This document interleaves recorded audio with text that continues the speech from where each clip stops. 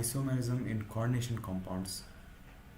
Isomers are two or more compounds that have the same chemical formula but a different arrangement of atoms. Because of the different arrangement of atoms, they differ in one or more physical or chemical properties. Two principal types of isomerism are known among the coordination compounds, each of which can be further divided, which are stereoisomerism. Under stereoisomerism, we have geometrical isomerism and optical isomerism. Under the second category is structural isomerism, which under structural isomerism we have linkage isomerism and ionization isomerism, along with coordination isomerism and solvate isomerism.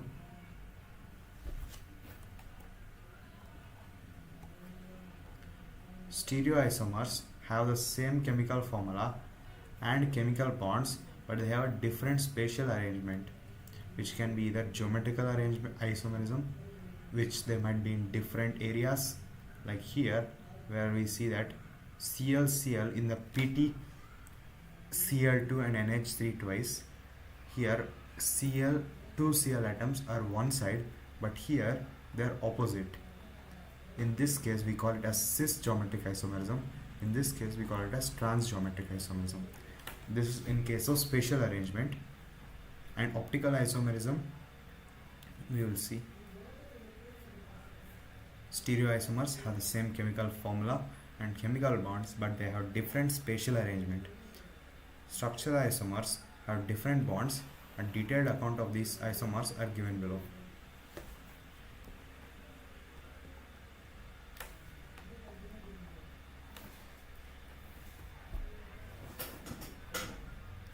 Geometric isomerism. Under geometric isomerism we see optical isomerism and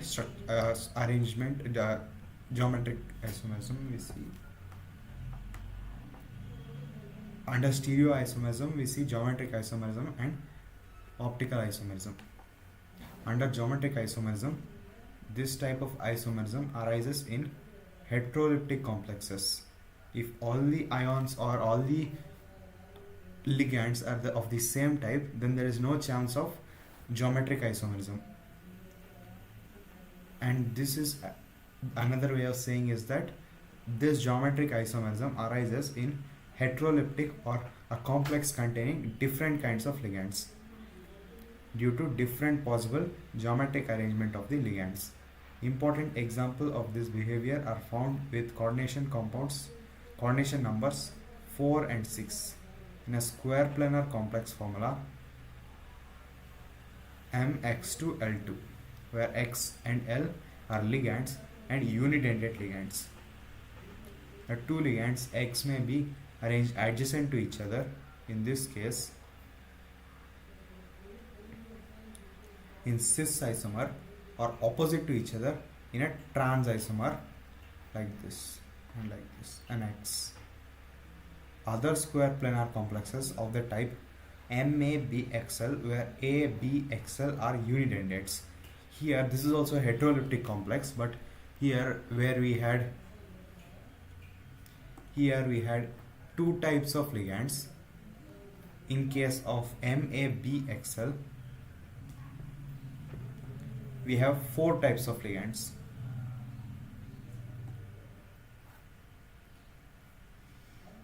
Shows 3 isomers, 2 cis and 1 trans. You may attempt to draw these structures.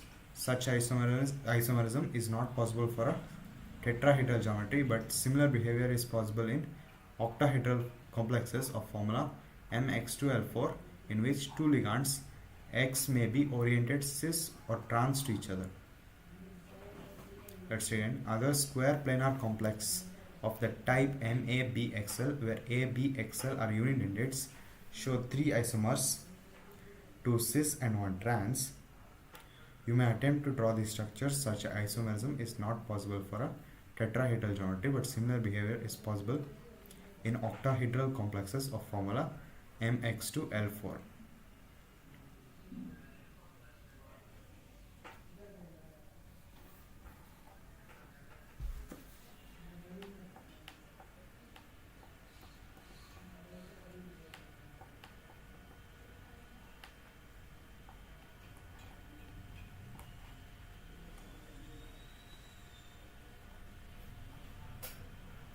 octahedral, this type of isomerism arises when didentate ligands LL, example NH2 CH2 ethene, which is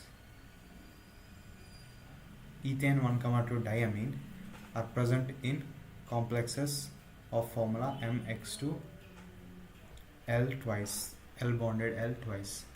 Another type of geometrical isomerism occurs in octahedral coordination entities of the type Ma3B3, like CO NH3 thrice and nitrosyl group thrice. If these donor atoms of the same ligands occupy adjacent positions at the corners of an octahedral face, we have the facial FAC isomer.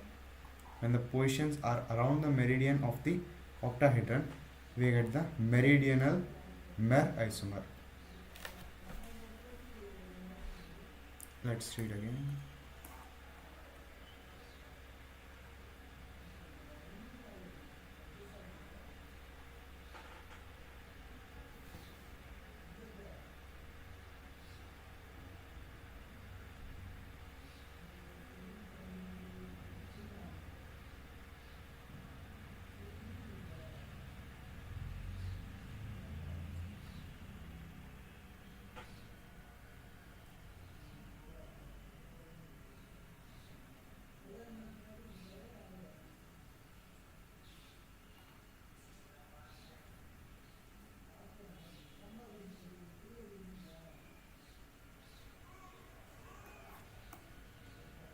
This type of isomerism also arises in didentate ligands, where we see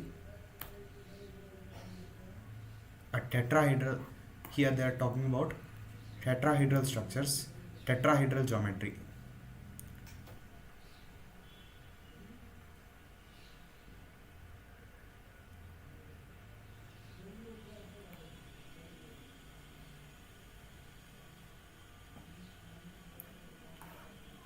This is also a case, geometrical isomers, cis and trans positions, where we take ethane 1,2 diamine.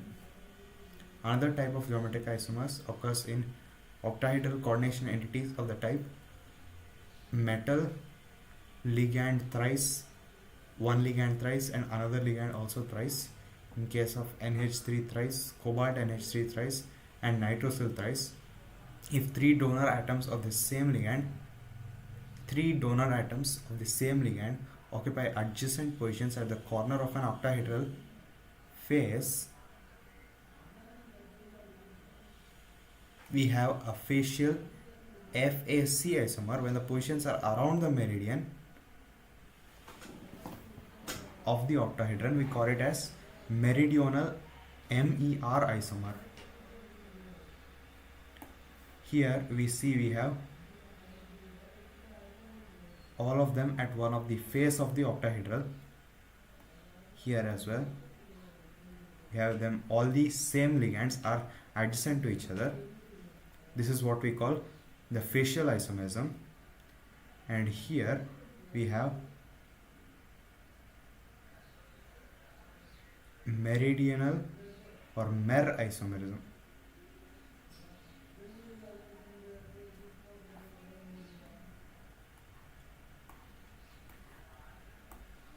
Let's see the question. Example: why is geometrical isomerism not possible in tetrahedral complexes having two different types of unidentate ligands coordinated with the central metal ion? Why is geometrical isomerism not possible in tetrahedral complexes having two different types of unidentate coordinated with the central metal ion? Tetrahedral complexes do not show geometrical isomerism because the relative position of the unidentate ligands attached to the central metal atom are the same with respect to each other. Tetrahedral complexes do not show geometrical isomerism because the relative positions of unidentate ligands attached to the central metal atom are the same with respect to each other.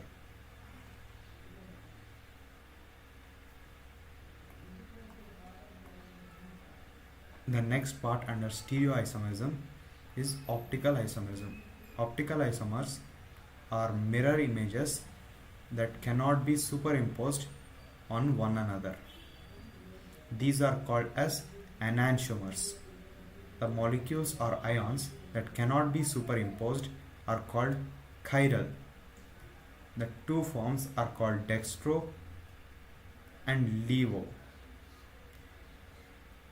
And upon the direction they rotate, the plane of the polarized light in a polarimeter D rotates to the right, dextro rotates to the right, and levo rotates to the left.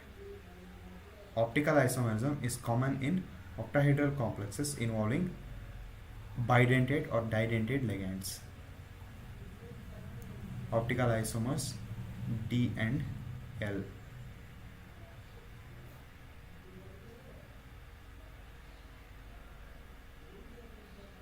Yes.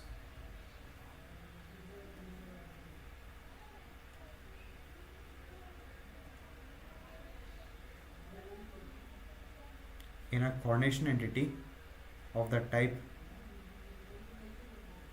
PTCl2En2 2 plus, only the cis isomer shows optical activity.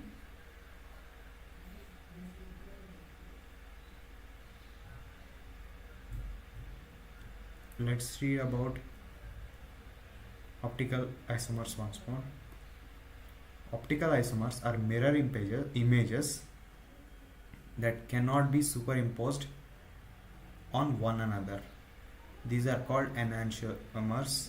The molecules or ions that cannot be superimposed are called chiral. The two forms are called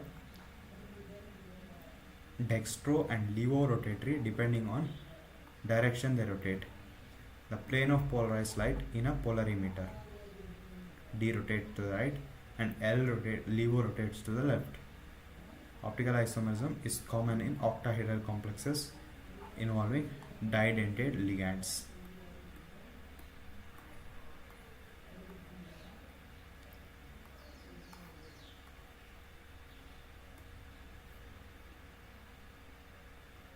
Structures of geometrical isomers of FeNH3 twice CN4.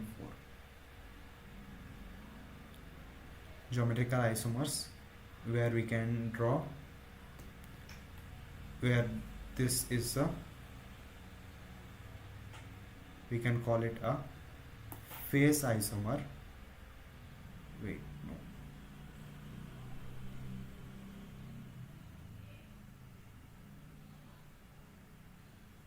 This is the adjacent one, so it is a cis isomer.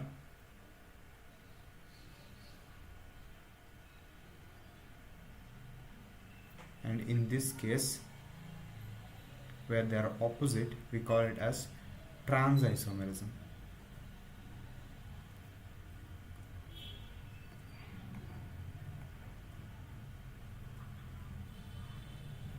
Out of the two following coordination entities, which is chiral or optically active?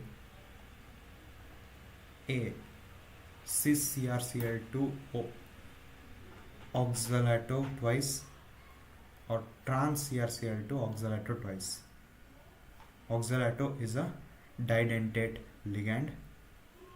This is a cis where these both are adjacent. These both are adjacent as well.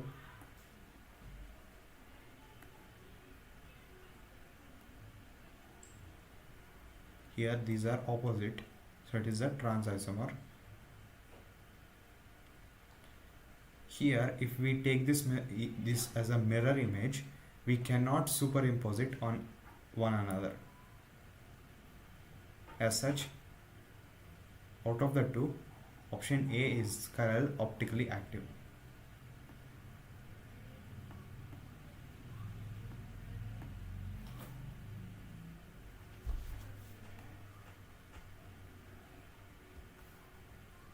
The next one under the structural isomerism, linkage isomerism. Linkage isomerism arises in a coordination compound containing ambidentate ligand A simple example is provided by complexes containing the thiocyanate ligand NCS, where in this group both nitrogen and sulfur can act in forming bonds which may bind through nitrogen to give MnCS or through sulfur to give MsCN. Jorgensen discovered such behavior in the complex CONH3 5 times and NO2Cl, which is obtained as the red form in which the nitrate ligand is bound through oxygen ONO, and as the yellow form in which the nitrate ligand is bound through nitrogen. Here red is when oxygen is bound, yellow is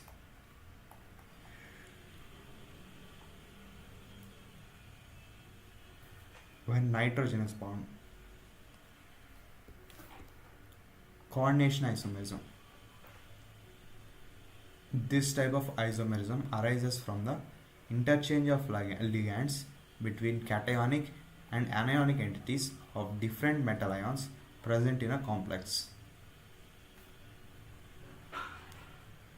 This happens because interchange of ligands between cationic and anionic entities of different metal ions present in a complex. An example is provided by CONH3 6 times and CrCN6. Let's read again. This type of isomerism, of coordination isomerism, arises from the interchange of ligands between cationic and anionic entities of different metal ions present in a complex. This happens between two different complexes which are cationic and anionic. This type of isomerism arises from the interchange of ligands between cationic and anionic entities of different metal ions present in a complex. An example is provided by CONH3 6 times and CrCN6 6 times, in which NH3 ligands are bound to CO3 plus and Cn minus ligands are bound to Cr3 plus. In its coordination isomer CrNH3 6 times and COCN6, the NH3 ligands are bound to Cr3 plus and the Cn minus ligands are bound to CO3 plus. Ionization isomerism. This form of isomerism arises when the counterion in a complex salt is itself a potential ligand and can displace a ligand which can then become the counterion. An example is provided by ionization isomers.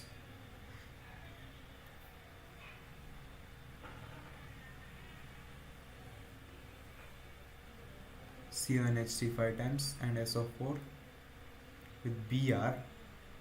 In this case, Br itself can act as a ligand which is outside. Normally in this case it is a counterion, but it has a potential to attack this sulfate group to replace the complex identity and become a part of the complex entity. In here we see that this is the same compound, but here Br is inside and SO4 is acting as a counterion. This is ionization isomerism.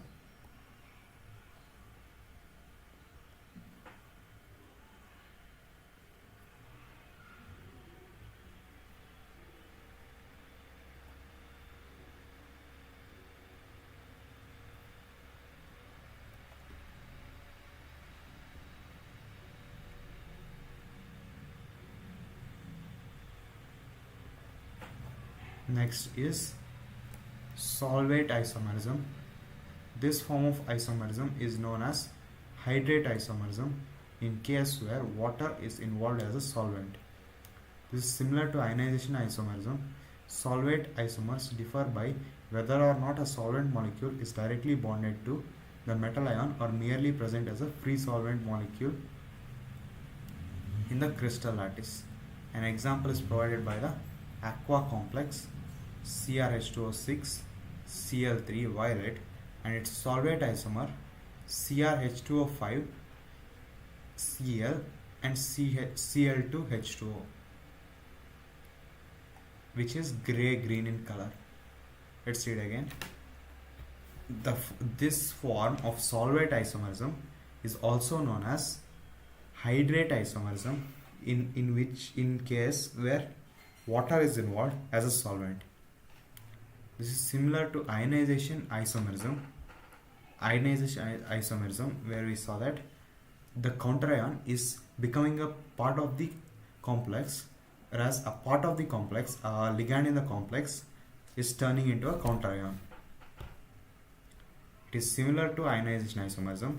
Solvent isomers differ by whether or not a solvent molecule is directly bonded to metal ion or merely present as free solvent molecule in the crystal lattice.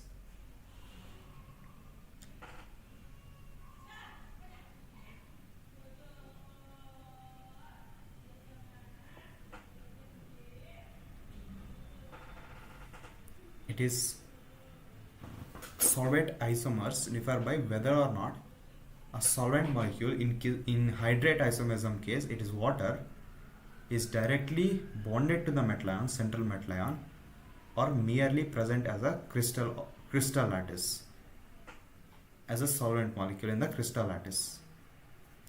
Here, when H2O is inside the complex and not in the crystal lattice, the color is violet. But in case here, where H2O is also outside and inside complex is lacking a H2O, here it is gray green color, and it is an example for solvate isomerism. But in water case it is hydrate isomerism.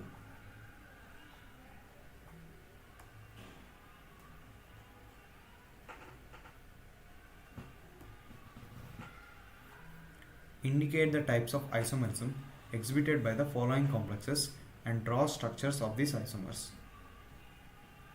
This is KCr, H2O2 and C2O4.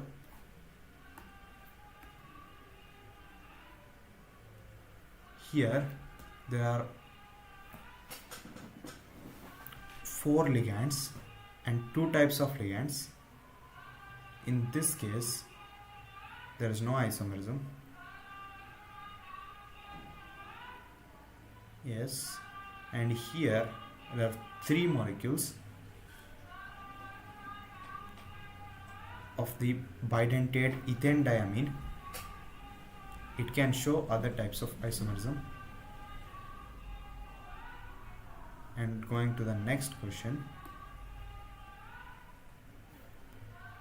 give evidence that CONH3 5 times, ClSO4 and CONH3 5 times, SO4Cl are ionization isomers. They are ionization isomers because here where Cl is a part of the complex and SO4 is a counterion, but in this case SO4 is a part of the complex and Cl is a counterion. This interchange between counterions and ligands is what we call ionization isomers. As such, they are already ionization and isomers. Bonding in coordination compounds. Werner was the first to describe the bonding features in coordination compounds, but his theory could not answer basic questions like why only certain elements possess the remarkable property of forming coordination compounds, which this property belongs to coordination elements, transition metals. Why the bonds in the coordination compounds have directional properties. Why coordination compounds have characteristic magnetic and optical properties. Many approaches have been put forth to explain the nature of bonding in coordination compounds. Valence bond theory, crystal field theory, ligand field theory, molecular orbital theory. We shall focus our attention on elementary treatment of the application of VBT and crystal field theory to coordination compounds. Let's see the problem again. Werner was the first to describe the bonding features in coordination compounds, but his theory could not answer basic questions like why only certain elements possess the remarkable property of forming coordination compounds, why only some elements like metals or transition metals possess the capability to form coordination compounds, why the bonds in coordination compound have directional properties, arrangement properties, why coordination compounds have characteristic magnetic and optical properties, why coordination compounds have characteristic magnetic and optical properties. Optical properties is optical isomerism, magnetic referring to magnetic moment. Many approaches have been put forth to explain the nature of bonding in coordination compounds via valence bond theory, VBT, crystal field theory, ligand field theory, LFT, and molecular orbital theory, MOT. And in this chapter we are going to study mostly elementary treatment of application of VBT, valence bond theory, and crystal field theory, CFT.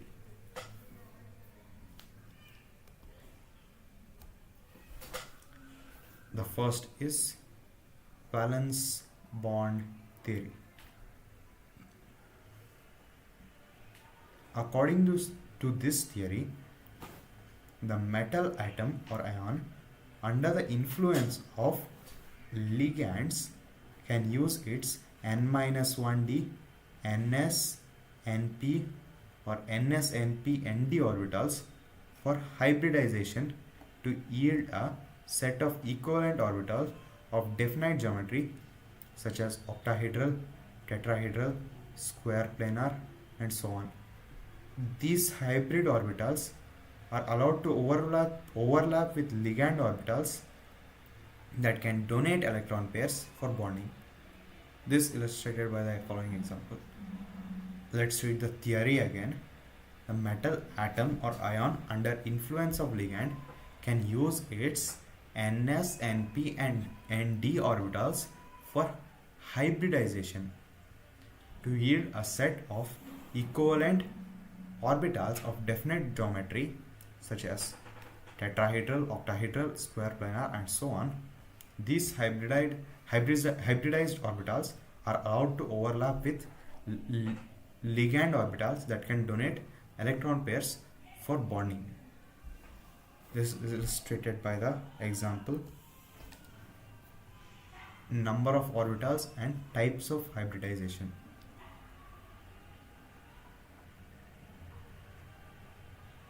Coordination number. In case if the coordination number is 4, which is that a ligand, there are four ligands, or 2 bidentate ligands, or 1 tetradentate ligand.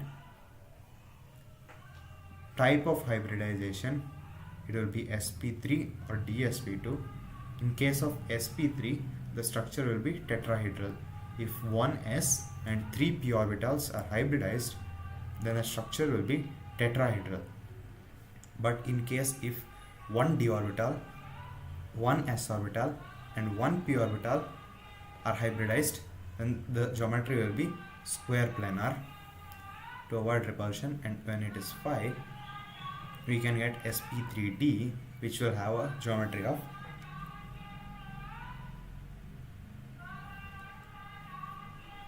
trigonal bipyramidal.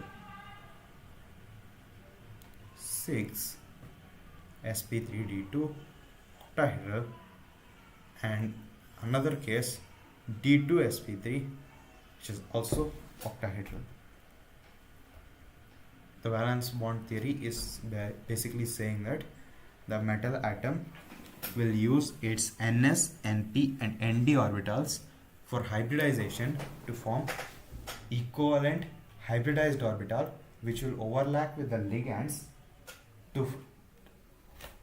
to accept the electrons given by the ligands.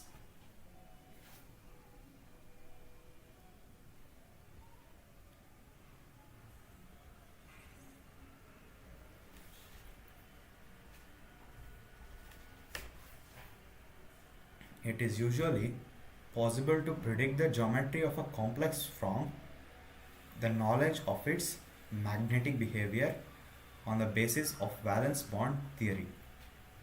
In the diamagnetic octahedral complex CONH36, the cobalt ion is in +3 oxidation state and has the electronic configuration 3d6.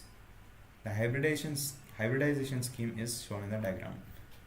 Orbitals of CO3 plus ion, which will have a 3d6 configuration. Normally it should have 3d7 4s2, but it is a cobalt 3 plus ion. As such, it will have a 3d6 configuration. In case of D2sp3 hybridized orbitals of CO3 plus,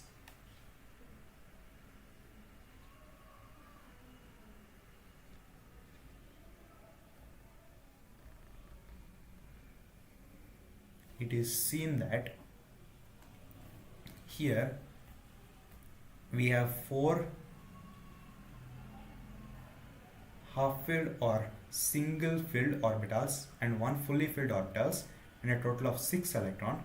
These 6 electrons are combined into 3 orbitals which are completely filled, and the remaining 2 orbitals along with the 4s orbital along with the 3 4p orbitals will combine to form a D2sp3 hybrid which can accommodate with 1 2 3 4 5 6, which can accommodate up to 12 electrons or 6 electron pairs. As such, cobalt can form 6 coordinate bonds with ligands.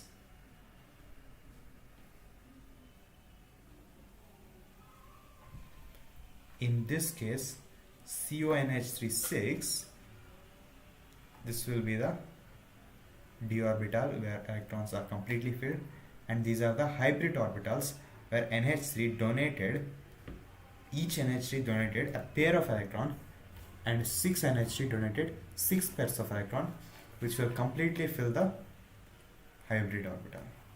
As such, here we saw that D2sp3 will have a octahedral structure, so CONH3 6 times also has a octahedral complex,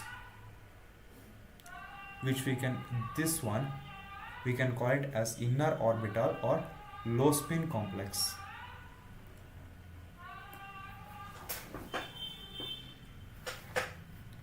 Six pairs of electron, one from each NH3 molecule, occupy the 6 hybrid orbitals.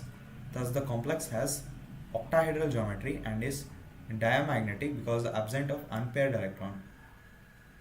Because there are no unpaired electrons here or here, the complex is diamagnetic, meaning it is slightly repelled from magnetic field or magnetic property. In the formation of this complex, since the inner d orbital 3d is used in hybridization, the complex CONH3 6 times is called an inner orbital or low spin or spin paired complex. In the paramagnetic octahedral complex, COF6 uses outer 4d orbital in hybridization. It is thus called outer orbital or high spin or spin free complex. In case of cobalt using 3d orbitals for hybridization, it is called a low spin or inner orbital complex. If cobalt uses the 4d orbitals for hybridization, it is called outer orbital complex, or high spin or spin free complex.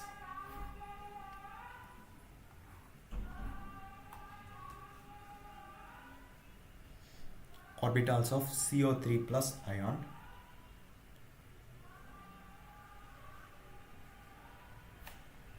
In case of COF6, here 3d6 in 3 plus, it is as normal, and this will be left as it is. The 3d orbital will be left as it is,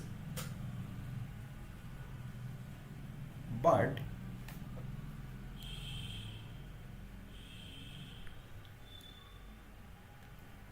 three orbitals, this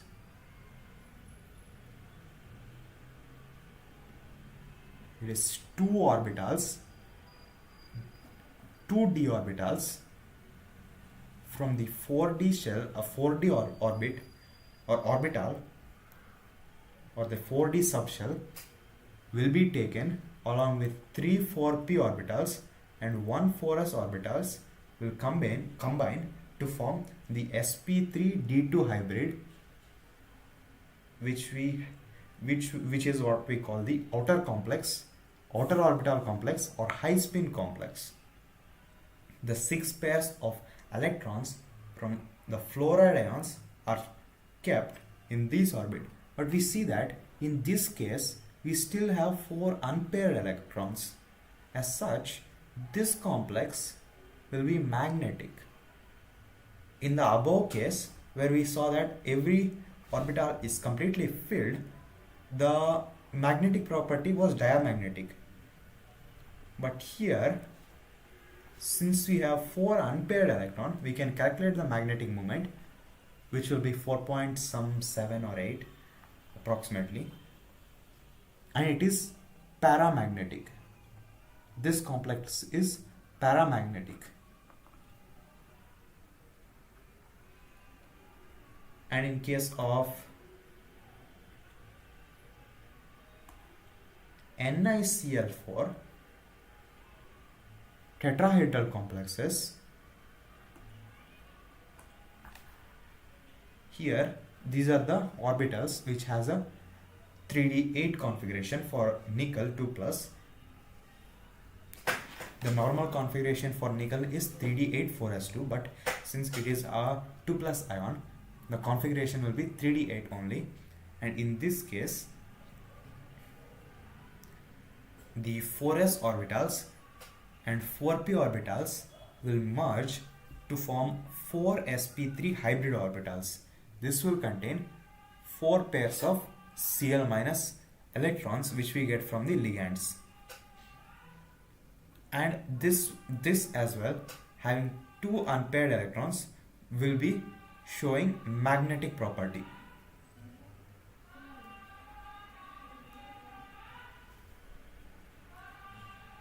In tetrahedral complexes, 1s and 3p orbitals are hybridized to form 4 equivalent orbitals oriented tetrahedrally. This is illustrated below for here. NiCl4 2 minus. Here nickel is in +2 oxidation state and the ion has the electronic configuration 3d8. The hybridization scheme is as shown in the diagram here, where 4s and 4p orbitals, more specifically 1 4s and 3 4p orbitals, will merge to form a sp3 hybrid, which contains 4 pairs of electrons given by the chloride ligand.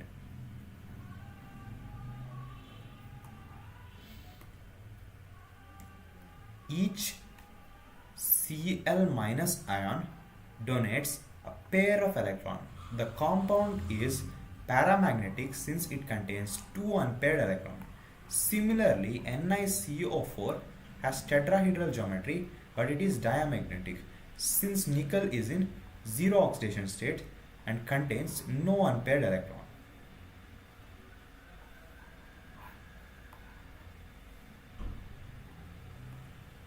In square planar complex, the hybridization involved is, let me tell you how this nickel in zero oxidation state, normally the configuration should be 3d8 and 4s2, but since we are using 4s and 4p orbitals for hybridization, these two electrons will go to 3d or d orbitals, which will become 3d10 configuration with 4 hybrid orbitals of the sp3. This will give, in case of NiCO4, the 4 carbonyl groups will give electrons and will be kept here, and as such this complex is diamagnetic.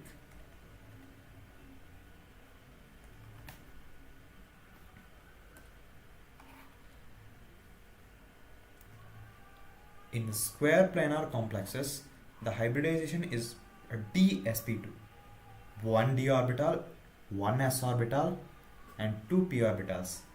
An example is NiCN4 2-. Here nickel is in +2 oxidation state and has the electronic configuration 3d8. The hybridization scheme is as shown in the diagram. Orbitals of Ni2 plus ion, 3d8 configuration, where 2 p orbitals here from here are taken along with 1 s orbital and 1 d orbital, and this will give a complete configuration here with 4 completely filled orbitals, and this dsp2 hybrid will have 4 orbitals, which is similar to sp3, but one will be a d orbital.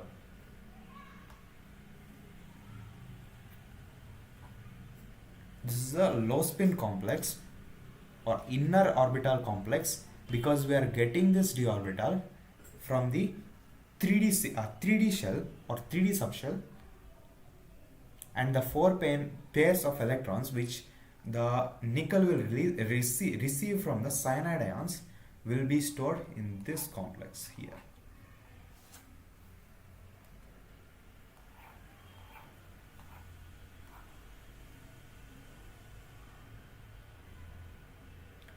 Each of hybridized orbitals receives a pair of electrons from a cyanide ion.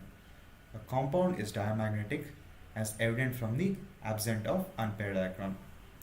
It is important to note that hybrid orbitals do not actually exist. In fact, hybridization is a mathematical manipulation of wave equation for atomic orbitals involved.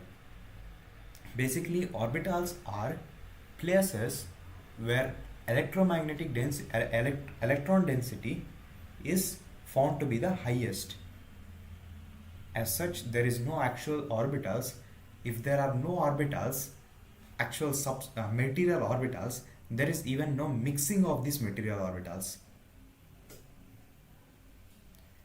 And basically, according to NCERT, hybridization is a mathematical manipulation of the wave equation for the atomic orbitals involved. Magnetic properties of coordination compounds. Magnetic moment of coordination compounds can be measured by the magnetic susceptibility experiments. The results can be used to obtain information about the number of unpaired electrons and hence structures adopted by metal complexes. A critical study of the magnetic data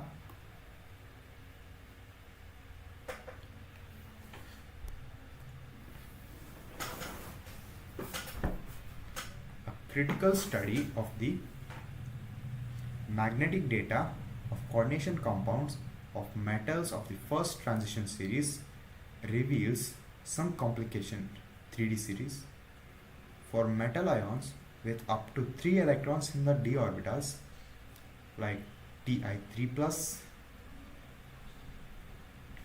the configuration is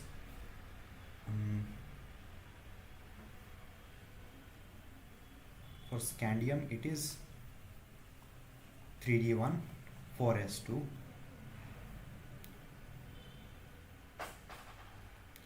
titanium it is 3d2 4s2, vanadium it is 3d3 4s2, chromium it is 3d5 4s2 4s1. Yes.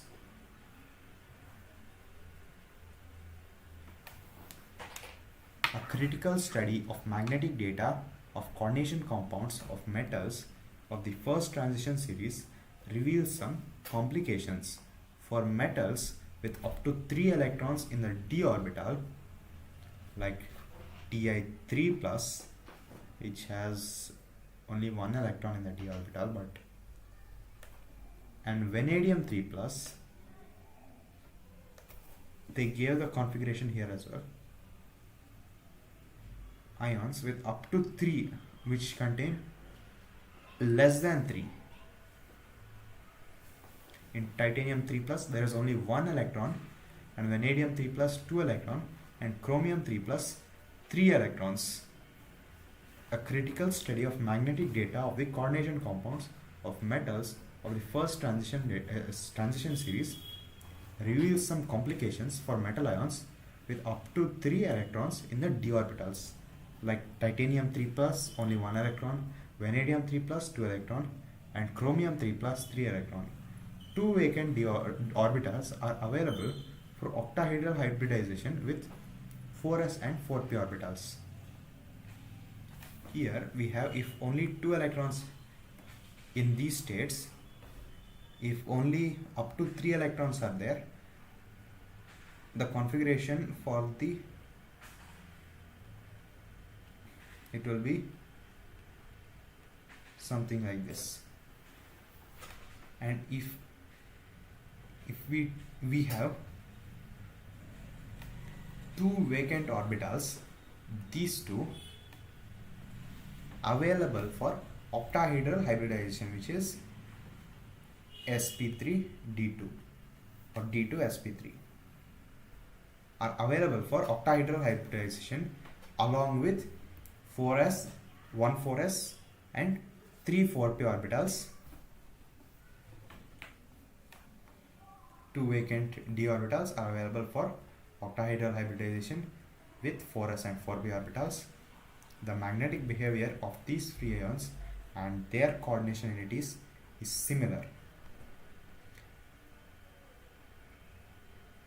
When more than 3d electrons are present, the required pair of 3d orbitals for octahedral hybridization is not directly available. In this case, directly we have 2 d orbitals, but in case of cobalt or nickel we saw that they need to be congested in only these 3 orbitals to completely fill them or half fill them to get the free d orbital.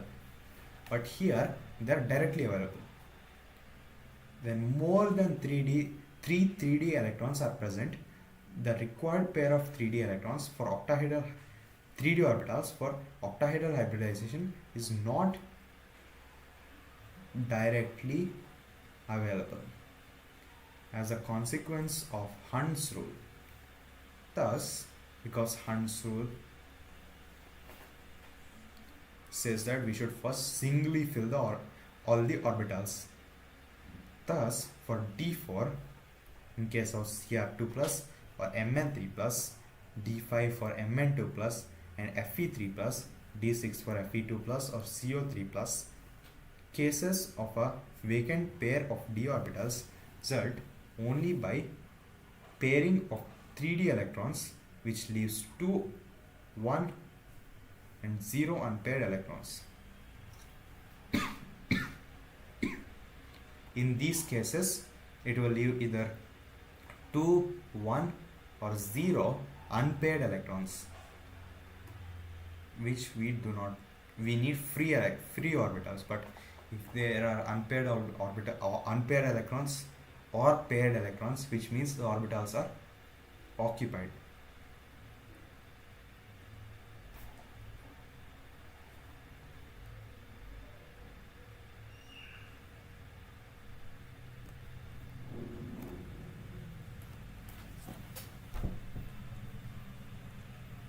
Respectively.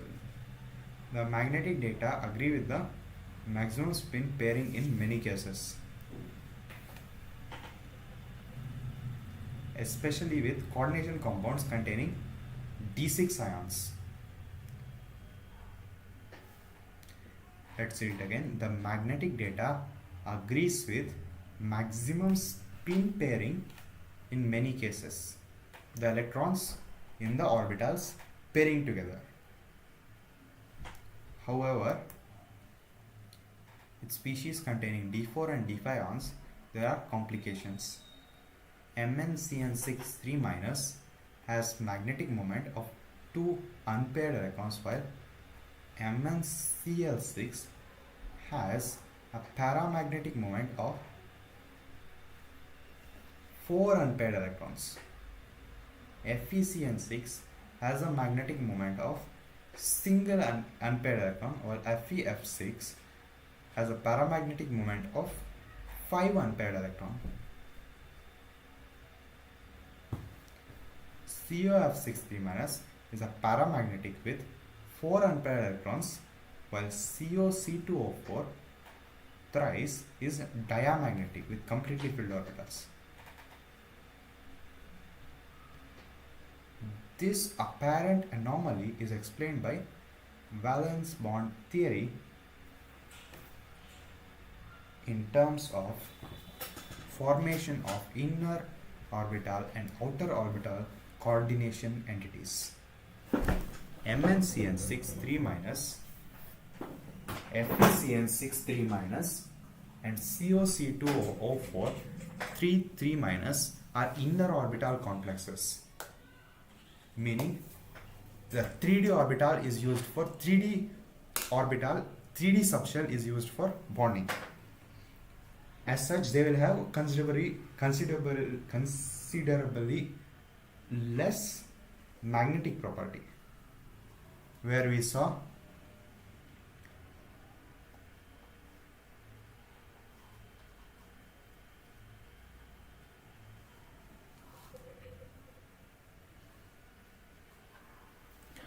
that MnCN6 has a magnetic moment of 2 unpaired electron, while MnCl6 has a paramagnetic moment of 4 unpaired electrons, where MnCN6 has less magnetic property because it is a inner orbital complex forming with 3D, whereas MnCl6 is an outer electron complex, outer orbital complex, which shows higher magnetic property. This apparent anomaly is explained by valence bond theory in terms of inner orbital and outer orbital coordination entities. MnCN6 3- FeCN6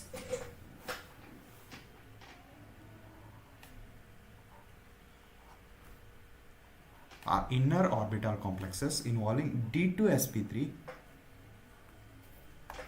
Difference between sp3d2 and D2sp3 is that here 3D orbitals are used, here 4D orbitals are used.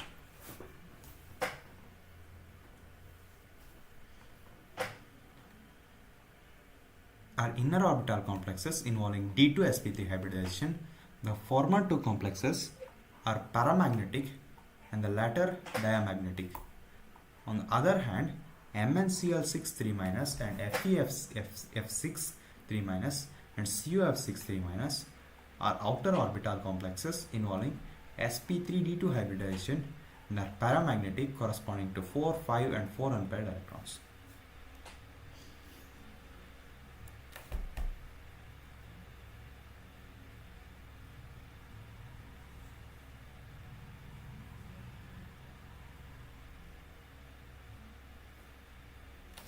with magnetic moment. Here they give a magnetic moment with which we can find the number of unpaired electrons. With the number of unpaired electrons, we can predict the approximate shape of the molecule. We can identify the number of free orbitals it has and identify the number of the shape of the complex with the number of free orbitals present. In case of here, since the coordination number of Mn 2 plus ion in the complex is 4,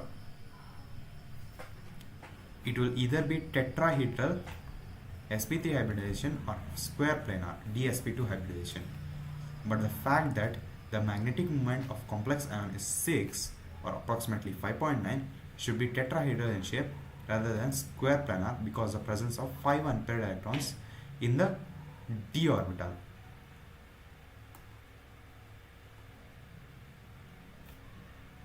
Limitations of valence bond theory. While the VB theory to a larger extent explain the formation, structures and magnetic behavior of coordination compounds, it suffers from the following shortcomings. Limitations of valence bond theory. It involves a number of assumptions, it is just based on assumption and does not prove it. It does not give quantitative interpretations of magnetic data. It does not explain the color exhibited by the coordination compounds. It does not give a quantitative interpretation of the thermodynamic or kinetic stabilities of coordination compounds. It does not make exact predictions regarding the tetrahedral and square planar structures of 4 coordinate complexes. It does not distinguish between weak and strong ligands. Let's read the shortcomings or limitations again. It involves a number of assumptions, does not give quantitative interpretation of magnetic data, does not explain the color exhibited by the coordination compounds, does not give quantitative interpretation of the thermodynamic or kinetic stabilities of coordination compound, does not make exact predictions regarding the tetrahedral and square planar structures of 4 coordinate complexes, does not distinguish between weak and strong electrolytes,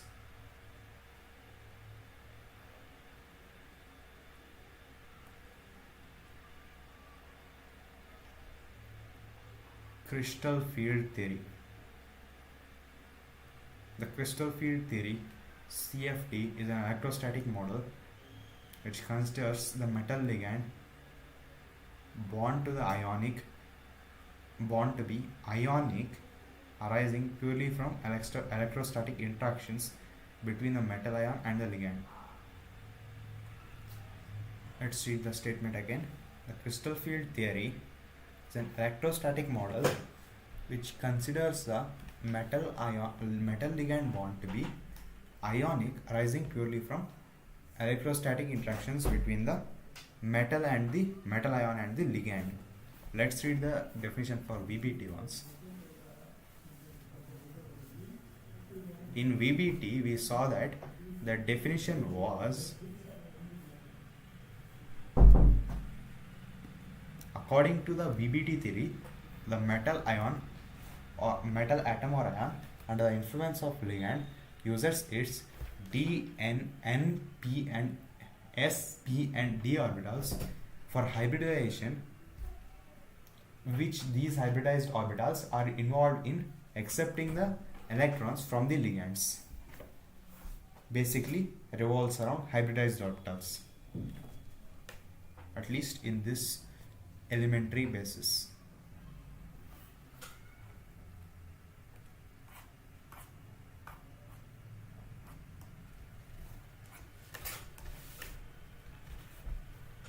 But crystal field theory, it is an electrostatic model which considers the ligand bond to be ionic arising purely from electrostatic interaction between the metal ion and the ligand. Electrostatic interactions meaning the positive and negative attraction and positive or negative repulsion. Ligands are treated as point charges in case of anions or point dipoles in case of neutral molecules. The 5 d orbitals in an isolated gaseous metal atom/ion have same energy, that is, they are degenerate. This degeneracy is maintained if a spherically symmetrical field of negative charges surround the metal atom ion. Let's read the second statement again. Ligands are treated as point charges in case of ions and point dipoles in case of neutral molecules. Anions, they can be treated as anions or neutral point dipoles in case of neutral molecules. The 5 d orbitals in an isolated gaseous metal have same energy. They are degenerate orbitals. This degeneracy is maintained if a spherically symmetrical field of negative charges surround the metal atom ion. However, when this negative field is due to ligands, either anions or negative ends of dipolar molecules like NH3 and H2O, NH3 and H2O are neutral ligands in a complex, it becomes asymmetrical and the degeneracy of the d orbitals is lifted.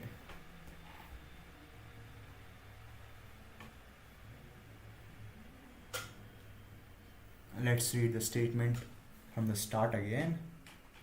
The crystal field theory, the CFT, is an electrostatic model which considers a metal ligand bond to be ionic, arising purely from electrostatic interactions between the metal ions or point dipoles in case of neutral molecules. As I said before, in this theory,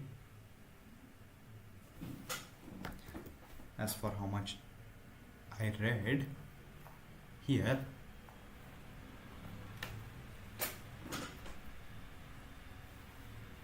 in the CFT theory,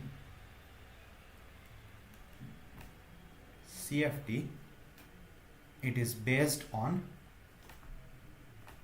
electrostatic interactions,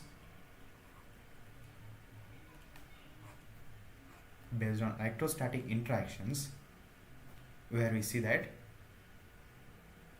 these electrostatic interactions are nothing but positive repulsion, same for negative, and positive attraction. This is the electrostatic interaction. In the CFT theory, they considered neutral ligands as point dipoles or extremely short dipoles, electric dipoles, and anions as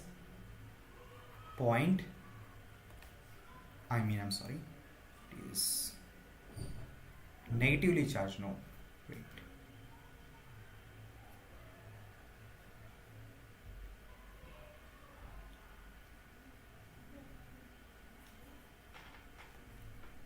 Yes.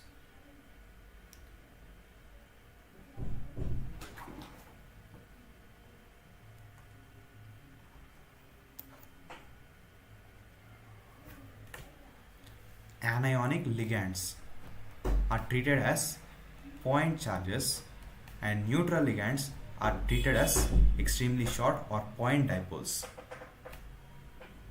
And complex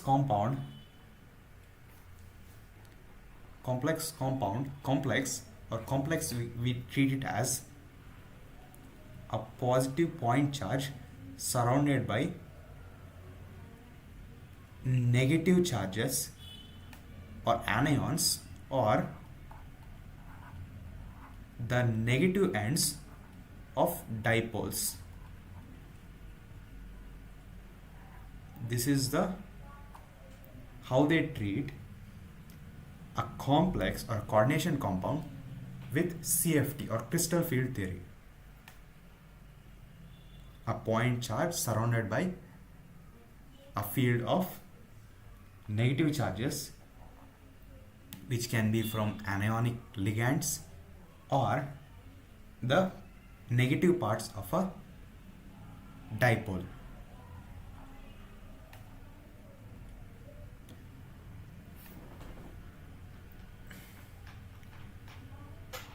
The 5 orbitals in an isolated gaseous metal atom or a central metal atom have same energy, that is, they are degenerate. This degeneracy is maintained if a spherically symmetrical field of negative charges surround the metal. However, when this negative field is due to ligands, either anions or negative ends of dipolar molecules like NH3 and H2O in a complex, it becomes asymmetrical and the degeneracy of the d orbitals is lifted. Normally, we read that all the d orbitals are degenerate or have same energy level, but when this positive charge or a central metal atom is surrounded by a negative field of neutral or anionic negatively charged ligands, this degeneracy is lifted. If that is happen, then all d orbitals are not having same energy level. When this negative field, when this spherically symmetrical field of negative charges is due to ligands, either anions or negative end of dipolar molecules in a complex, it becomes asymmetrical and degeneracy or same level of energy of d orbitals is lifted. It results in the splitting of the d orbitals. The pattern of splitting depends upon the natures of crystal field. Let us explain this splitting in different kind of crystal fields. Crystal field splitting in octahedral coordination entities. In an octahedral coordination entity with 6 ligands surrounding the metal atom ion, the octahedral structure,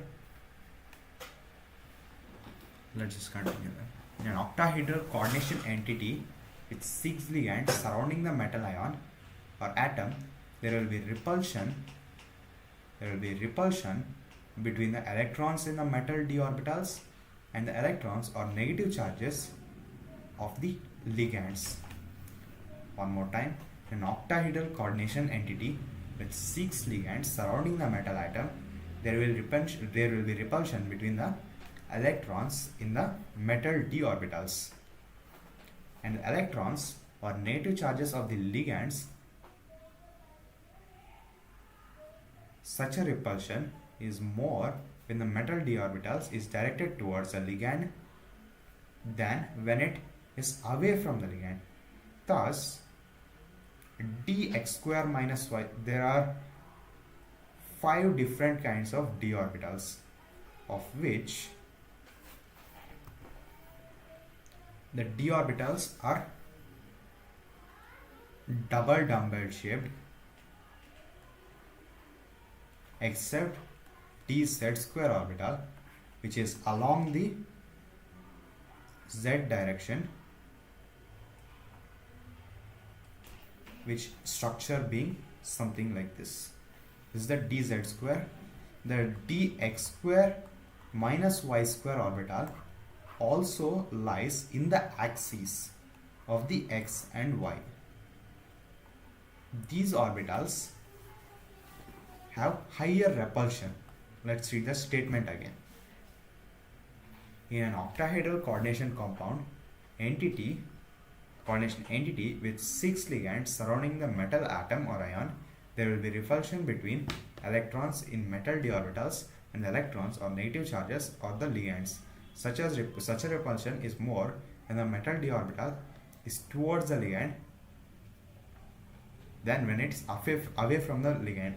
Thus the dx square y square minus y square and dz square, which is the orbitals which are in the axis of the x square of the x, y and z axis respectively, orbitals which point toward the axis along the direction of the ligand will experience more repulsion and will be raised in energy.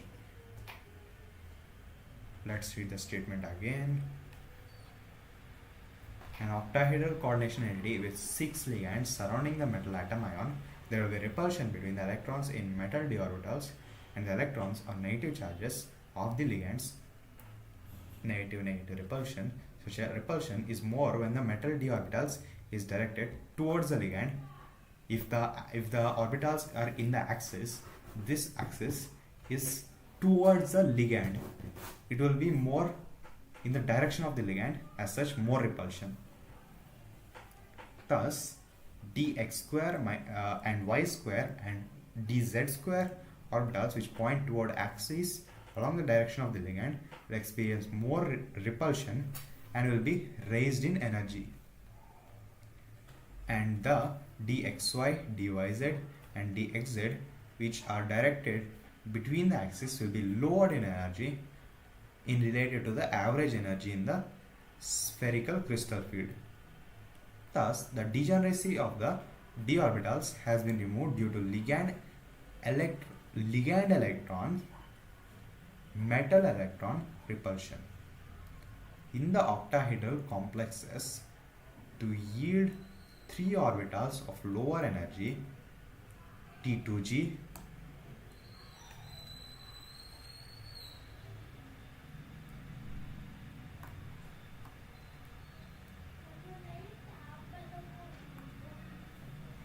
set and the 2 orbitals of higher energy Eg set.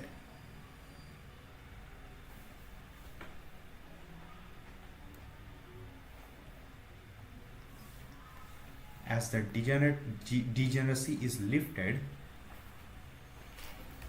there are 2 kinds of d orbitals, one along the axis, along plane.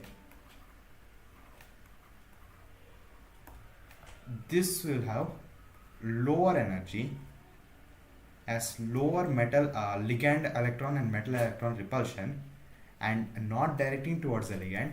This will have lower energy and it will have, this is what we call the T2g set, and along the axis higher energy and we call the Eg set. This splitting will be seen more correctly here, where the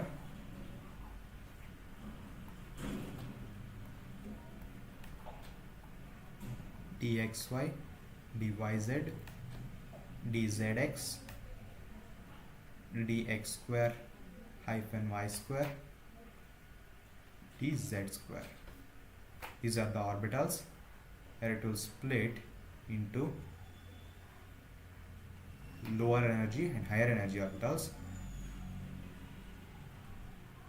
of higher energy being dx square, y square and dz square orbitals, which is the Eg set, and this is the dxy, the plane dyz and dzx is the T2g set. This will have lower energy, so will have higher energy. As there will be high repulsion here, to take electrons to such a place we also need high energy. That is why repulsion is somewhat proportional to energy. This splitting of the degenerate levels due to the presence of ligands in a definite geometry is termed as crystal field splitting, and the energy separation is denoted by delta naught. Let's read again. This splitting of the degenerate levels due to the presence of ligands in a definite geometry is termed as crystal field splitting, and the energy separation is denoted by delta naught, or delta octahedral is for octahedral complexes. Thus, the energy of the two Eg orbitals will increase by 3/5, and that of the T2G will decrease by 2/5 delta naught. This splitting of the degenerate levels due to the presence of ligand in a definite geometry is termed as crystal field splitting, and the separation is denoted by, and the energy separation is denoted by delta naught.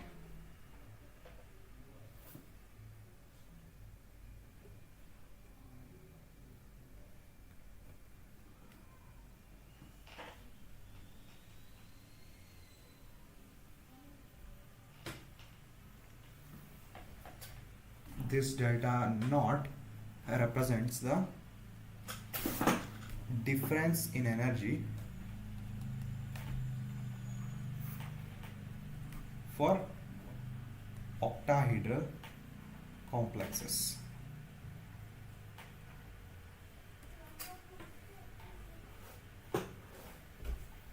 O is a octahedral.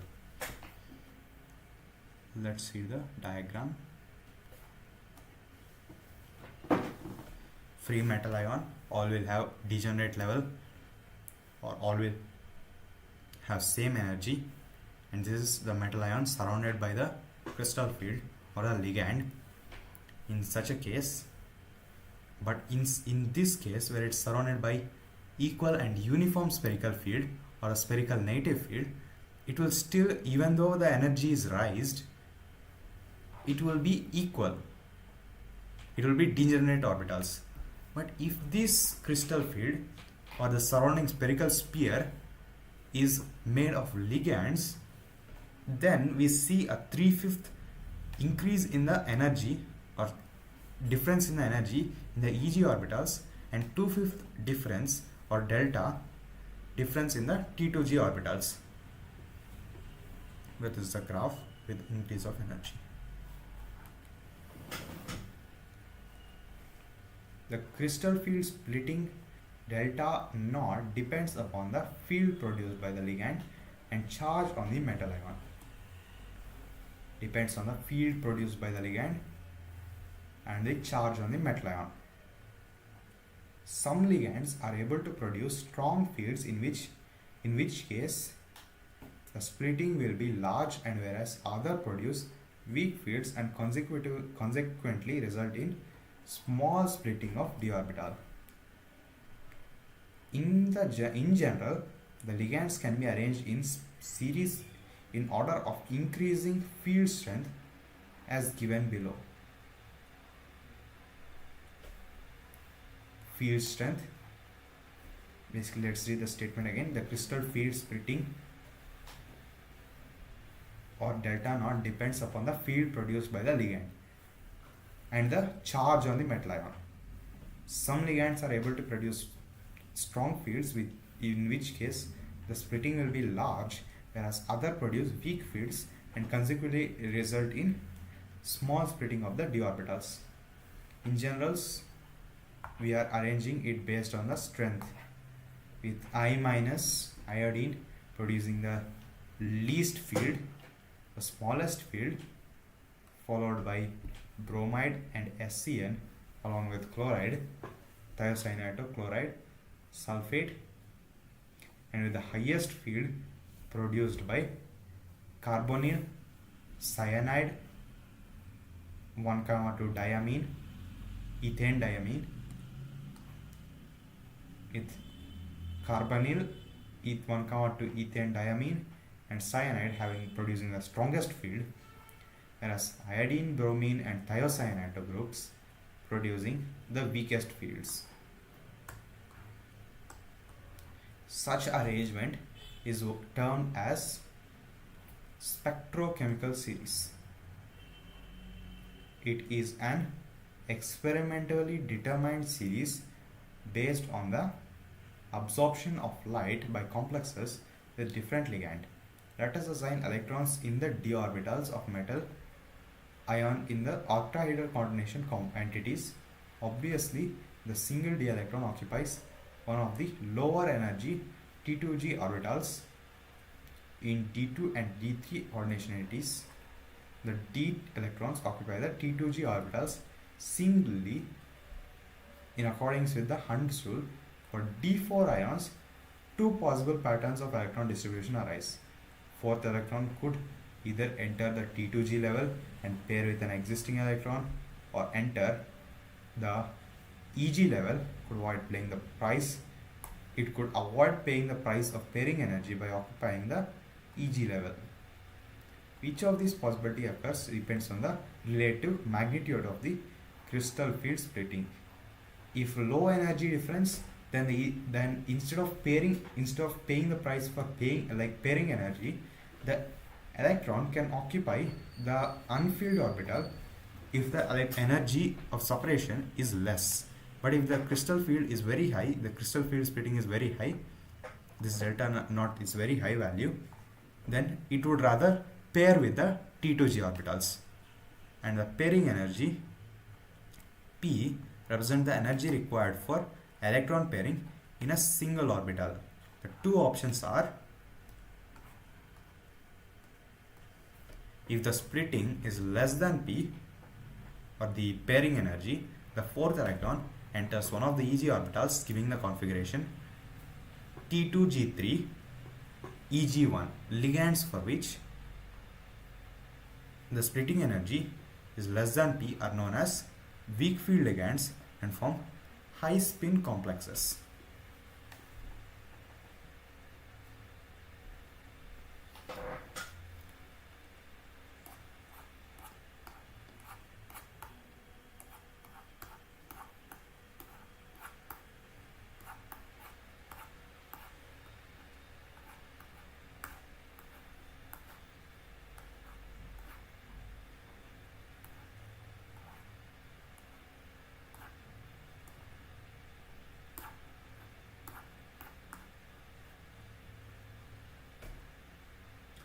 Low spin complexes is where inner orbitals are used for pairing.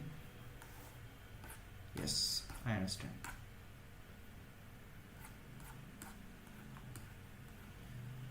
Basically, if the delta naught, or the splitting crystal field splitting energy is less than the pairing energy, then it can opt for, the electron will opt for filling in for getting a 3d4 or T3 and E1 configuration. In such case, the 3d orbitals will be filled and the number of vacant orbitals in the 3d subshell will be less. As such, the complex can only opt for the outer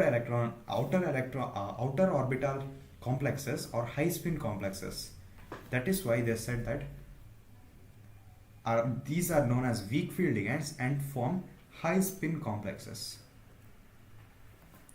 If the crystal field splitting is very higher than the pairing energy, it becomes more energetically favored for the electron to occupy T2g orbital with configuration T2g4 instead of occupying the EG orbital with EG0, ligands which produce this effect.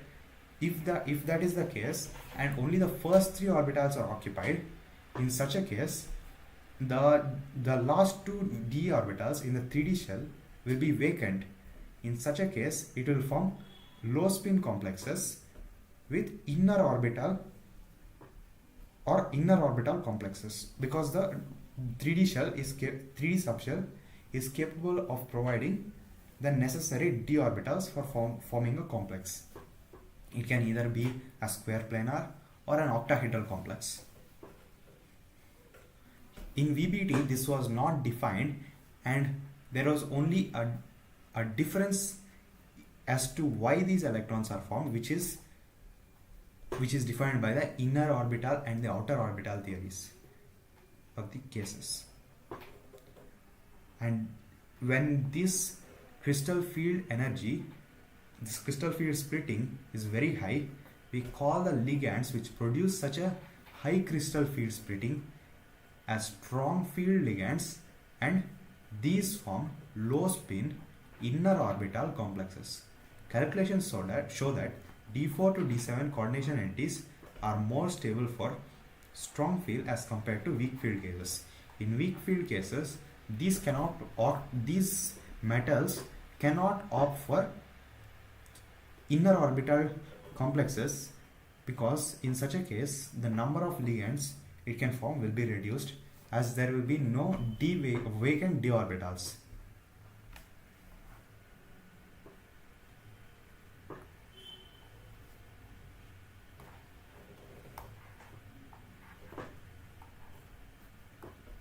This is the case of octahedral complexes. Let's go to the next case of crystal field splitting in tetrahedral complexes. Tetrahedral coordination entity. In tetrahedral coordination entity, the entity formation, the d orbital splitting is inverted and is similar as compared to the octahedral field splitting for the same metal. The same ligands and a metal ligand distance, it can be shown that the delta tetrahedral equals 4/9 delta naught. Consequently, the orbital splitting energies are not sufficiently large for forcing pairing, and therefore low spin configurations are rarely observed. Only high spin are observed. Low spin is inner orbital complexes. Since we can't force pairing, they can only opt for taking electrons, filling electrons in the 4d orbitals.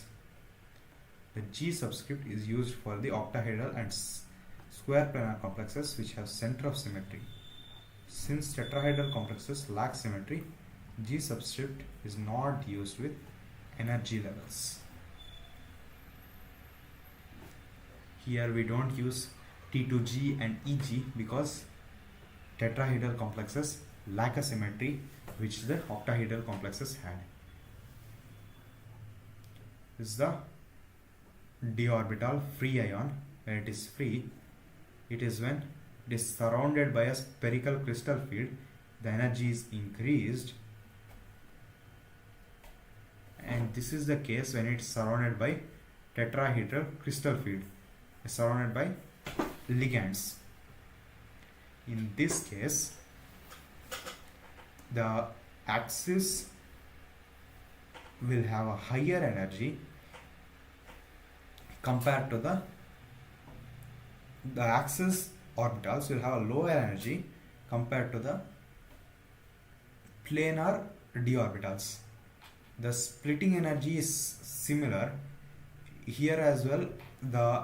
Along the axis, the orbitals will have a 3/5 of the splitting energy, whereas the planar orbitals will have 2/5.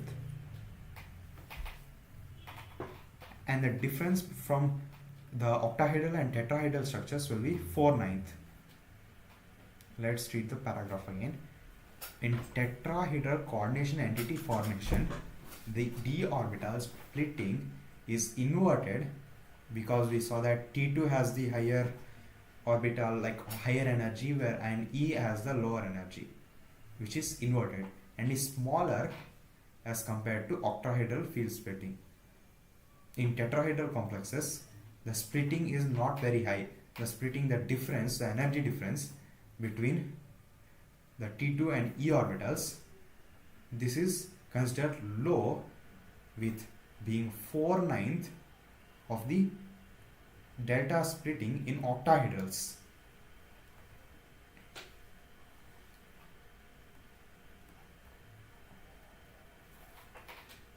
So we can say that because this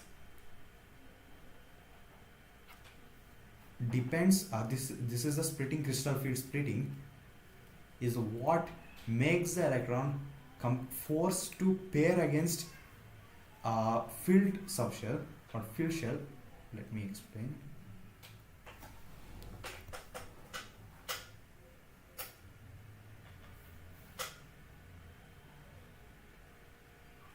In case of octahedral structures where delta naught is high, the crystal field splitting is high,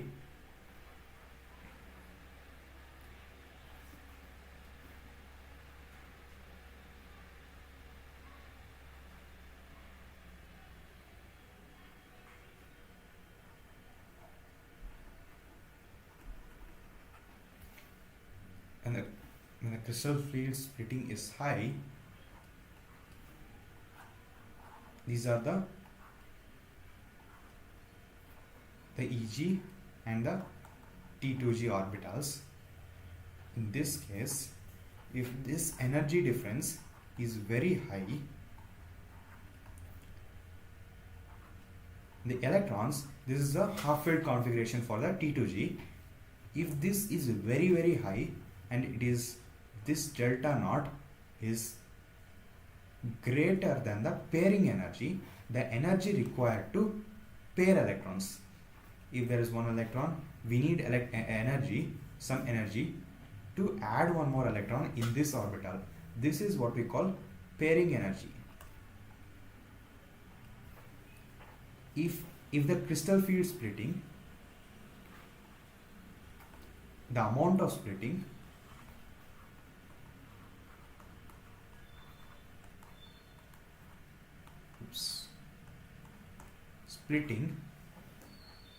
is high, it is higher than the pairing energy, then the electron, the fourth electron, it will go here. There are two cases for electron. The fourth electron, it can go either here or come back here. But when the crystal field splitting is very high, the energy difference between the EG and the T2G orbitals is very high. The electron, this splitting is higher than the pairing energy, then the electron will go to here. It will not go here. This is the case when the delta splitting in octahedral case is higher than the pairing energy. This is the first case. The electrons which are this delta naught, which is a crystal field splitting, it will depend on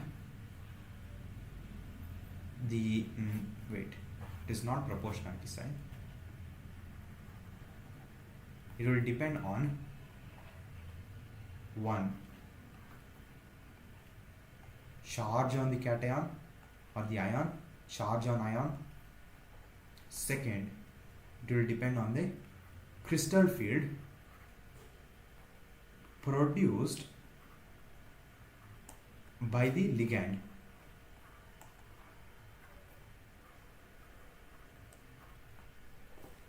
If this crystal field is higher, delta naught will also be higher. We can indeed say that it is this delta naught value, the crystal field splitting, is directly proportional to the crystal field produced by the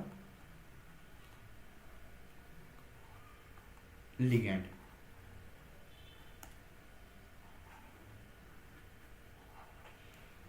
The textbook did not describe a relation as of yet right now, as of the page I am reading right now. Yes. when the first case, when the crystal field splitting is higher than the pairing energy, the electron will opt to go to the T2g orbital instead of going to the EG orbital. This is when, if that is the case, then if we see the total d orbital configuration, it will have a total of 5 orbitals. In this case, if the electron goes here, these 2 orbitals will be vacant. So it can form a D2sp3, a DsP2, etc. This is the 3D subshell. So we are the complex is taking orbitals from the 3D subshell, so we call it as inner orbital complexes or low spin ligand, low spin complex. I believe it is correct.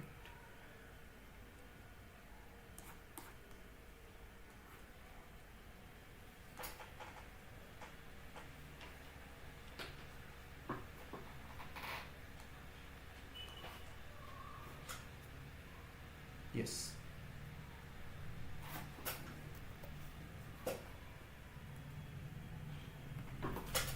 In this case, we call it as low spin complex, inner orbital complex. The complex we call it as inner orbital complexes or low spin complexes, but the ligand we call it as strong field ligand.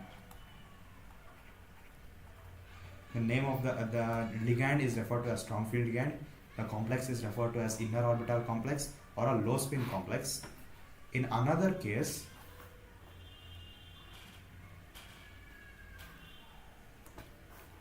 where delta naught is less than the pairing energy, which we see in the case of tetrahedral structures. This is for octahedral structures. But in case of octahedral structures, when this is the case, the splitting between the EG and the T2G orbitals will have less energy separation or crystal field splitting.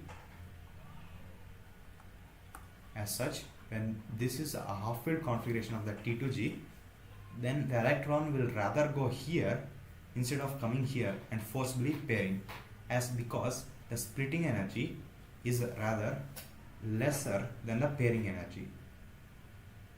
If such a case, then the d orbital of the configuration of the metal ion, if we take, it will be, when this is the case, there is only one d orbital, and when if there are 2 electrons, it will be no d orbitals, no vacant d orbitals. In such cases,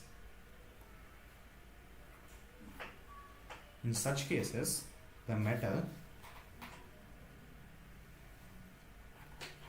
should go for, if it wants to form an octahedral complex, should go for sp3d2, where these 2 d vacant orbitals come from the 4d subshell.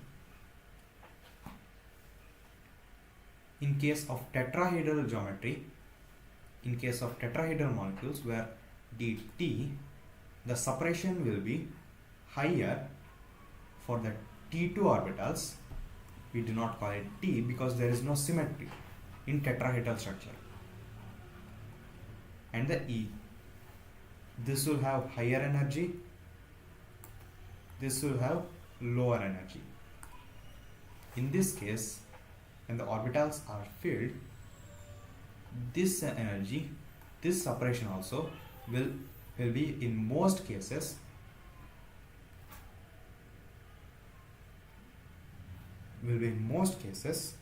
less than the pairing energy.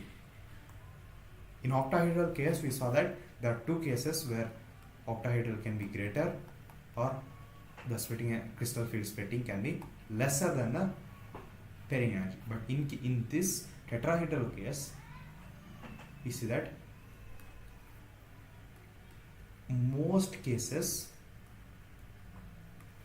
are where the tetrahedral splitting is actually lower than the pairing energy. In such a case, this is low and the electron will always prefer to go here itself, and it will only go here.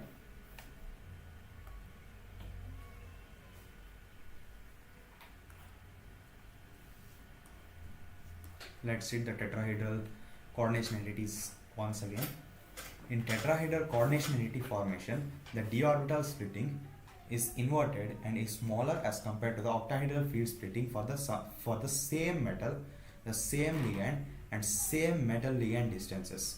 It can be shown that the delta splitting, the crystal field splitting of the tetrahedral structures is 4/9 the crystal field splitting of the octahedral complexes.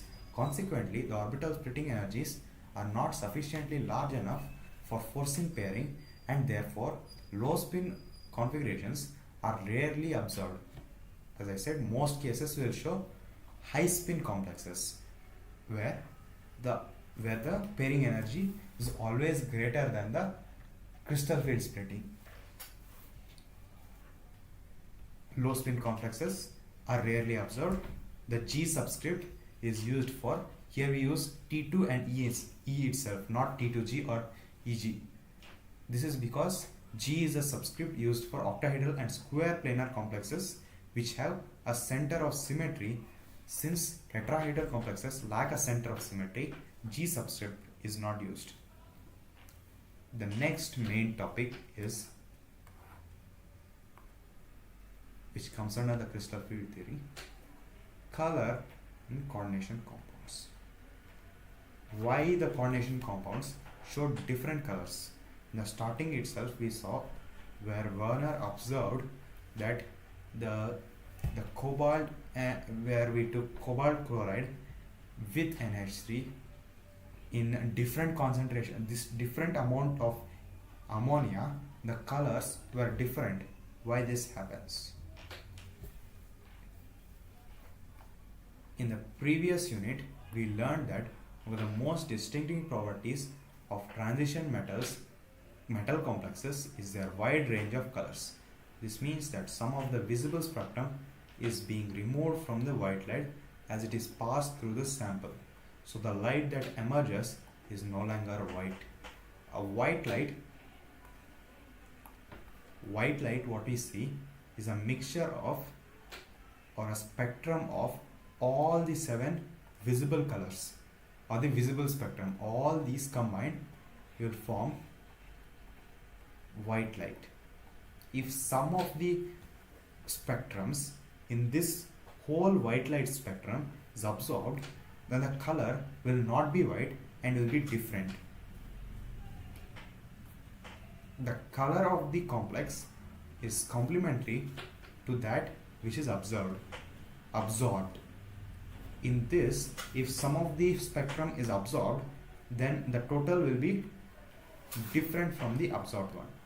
The complementary color is the color generated from the wavelength left over. If green light is absorbed by the complex, it appears red.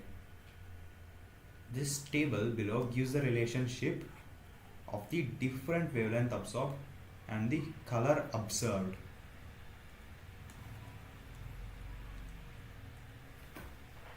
In case of COCl NH3 color of the coordination entity was violet because the wavelength of light absorbed in nanometers is 535 nanometers or 5350 angstrom, which is the wavelength of the yellow light. If yellow light is absorbed, we see that violet light is seen. We can derive a somewhat relation here. If here, based on a VIBGYOR, in the VIBGYOR, violet, indigo, blue, green, yellow, orange and red red has the longest wavelength, violet has the shortest wavelength,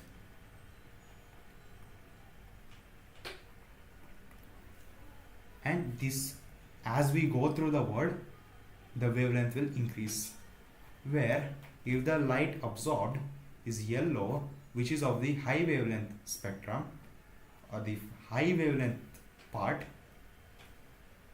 we see that the lower wavelength is observed, violet with the lowest wavelength. In case of blue green, which is absorbed, blue and green having lower wavelengths, the opposite to that, red wavelength, which has the longest wavelength, is observed. Let's use highlight here. When yellow was observed, a high wavelength was observed, low wavelength is seen. When low wavelength is absorbed, the high wavelength is seen. When low wavelength is absorbed, we see high wavelength. When ultraviolet is absorbed, we see a pale yellow color. Ultraviolet have higher wavelength.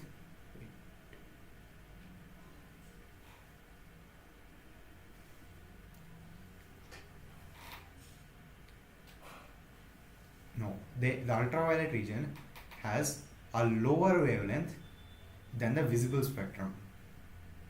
As such, it will be a higher wavelength, which we see. Yellow is a higher wavelength.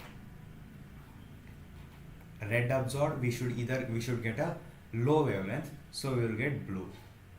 If blue green, which is low wavelength, is absorbed, but this is a special case here, where even though blue and green is absorbed, instead of getting a high wavelength, we are getting violet.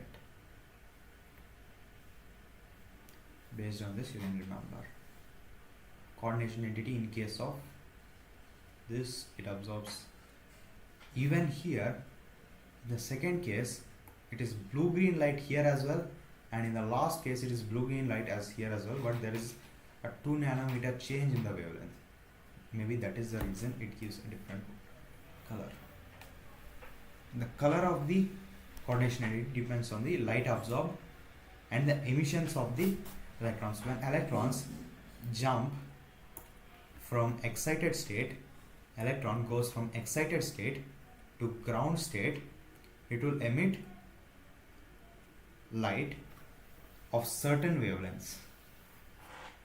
As such, it may also influence the color of the compound or the coordination entity. The color of the coordination compounds can be readily explained in terms of crystal field theory. Consider, for example, the complex titanium aqua, which is of violet in color. Here,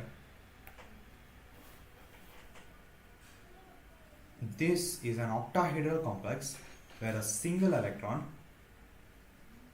Ti3 plus, is the 3d1 system.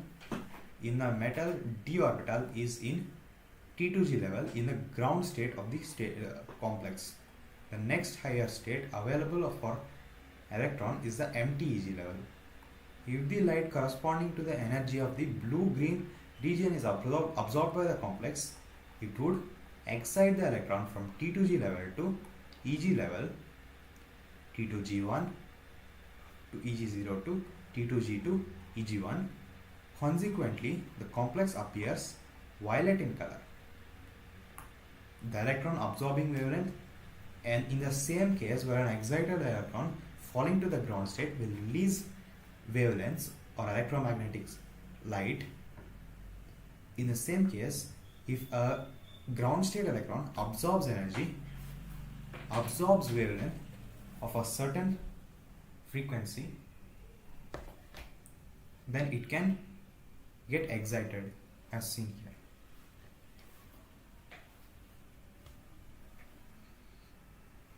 The crystal field theory attributes the color of the coordination compounds to dd transition of the electron. In the same case, in the d and f block elements as well, the color of the compounds was attributed to the dd transition of the electron. The d orbital shift or the excitation of the electron.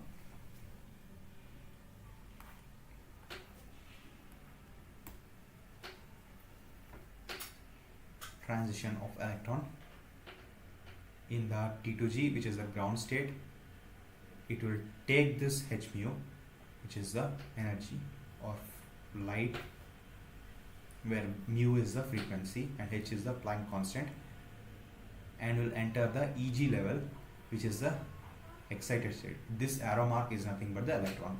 Should accept the light, and it will enter the excited stage.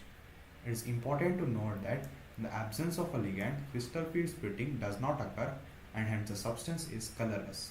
For example, removal of water from TiH2O6Cl3 on heating renders it colorless. Similarly, anhydrous CuSO4 is white, but CuSO4 5H2O is blue in color.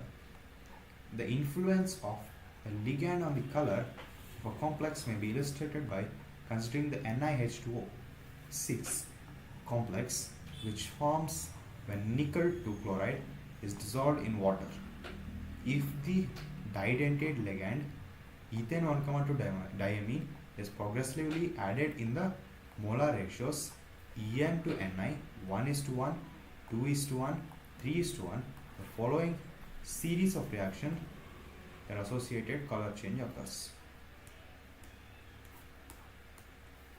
In case of NiH2O6 2 plus, the aqueous solution with 1:1 ratio with 1 En, it will form NiH2O4 and En. Because En is a bidentate ligand, 1 En will remove 2 H2O, and the color will be pale blue. It will turn from green to pale blue. And NiH2O, En, if we add one more En, which is 2:1 ratio, it will be NiH2O En2, which is blue or purple in color.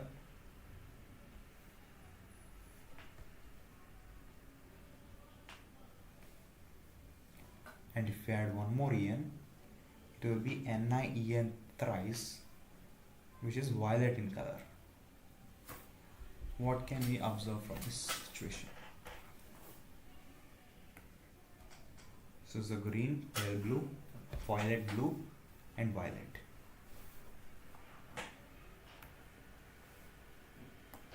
This is due to the electrons.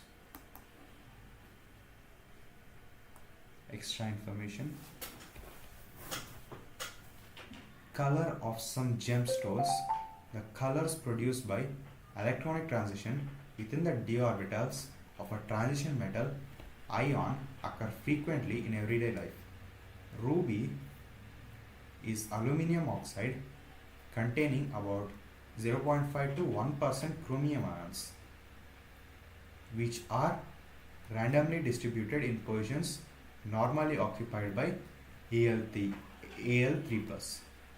We view these chromium 3 species as octahedral chromium 3 complexes incorporated into the alumina lattice. DD transition at the center give rise to the red color of the ruby. Here.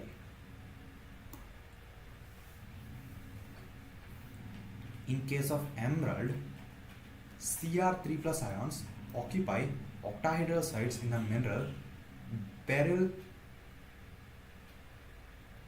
which as a formula Be3 Al2 Si6O18. The absorption bands seen in the ruby shift to longer wavelength, namely yellow, red and blue, causing emerald to transmit light in the green region. Let's read that again.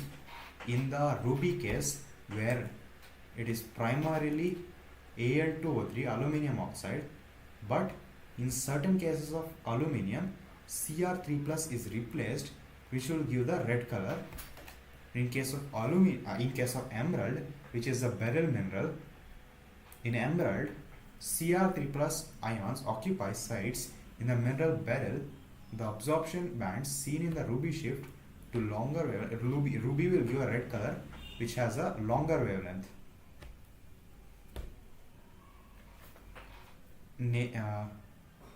Namely yellow, red and blue, causing but here emerald, it is seen that it will absorb the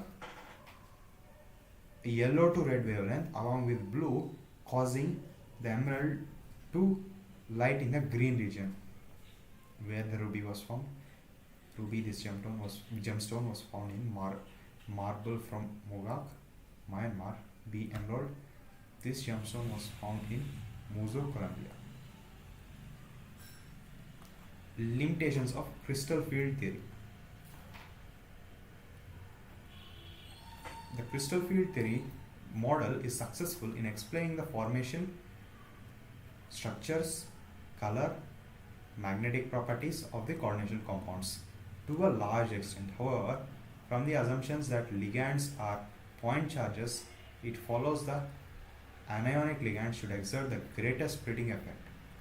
The anionic ligands actually are found at the low end of the spectrochemical series, because we saw that chloride, thiocyanate is not an anion, but here we see that chloride, fluoride ions are at the end of the spectrochemical series.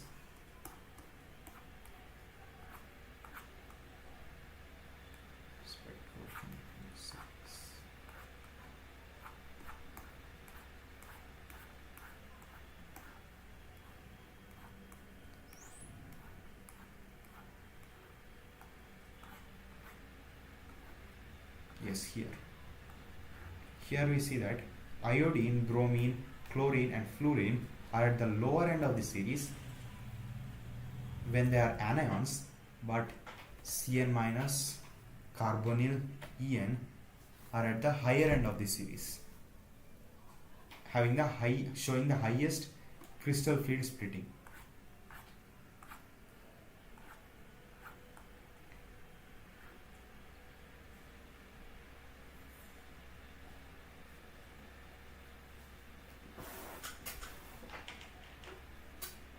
Further, it does not take into account the covalent character of the bonding between the ligand and the central atom. We saw that the crystal field theory completely assumes that the complexes as purely electrostatic interactions between the ligands and the central metal atom, and not considering the sharing of electron or the covalent character. Ligands and the central atom. These are some of the weaknesses of CFT, which are explained by ligand field theory and molecular orbital theory, which are beyond the scope of the present study, which we will not study right now. But the weaknesses of the CFT are covered by the ligand field theory and the molecular orbital theory. As for some of the in-text questions, explain on the basis of valence bond theory that NiCN4 2-, the square planar structure is diamagnetic. NiCl4 2- ion with a tetrahedral geometry is paramagnetic. Here, if we explain via VBT or valence bond theory, we saw that this question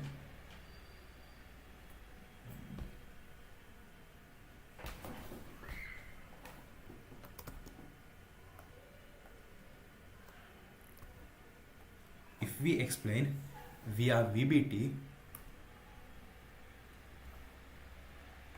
it can be seen why the NiCN4 2-, right? Yes, 2- is diamagnetic.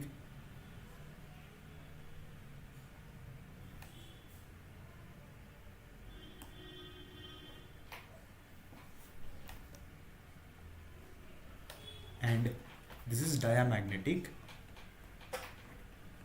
and NiCl4 2- is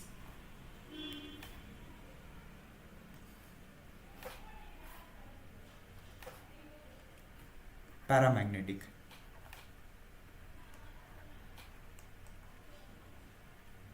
Paramagnetic. According to VBT, if we explain, in case of the first case, NiCN4, it is diamagnetic because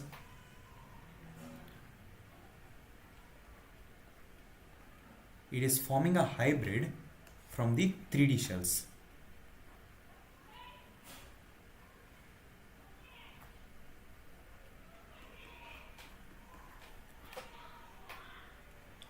NiCN4 with it is forming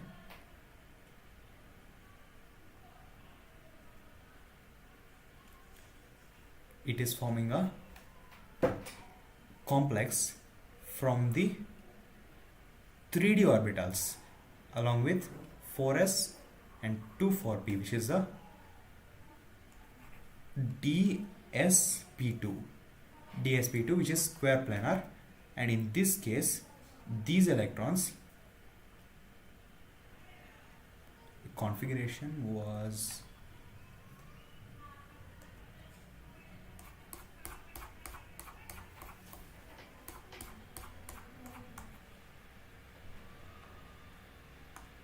here we see that the configuration was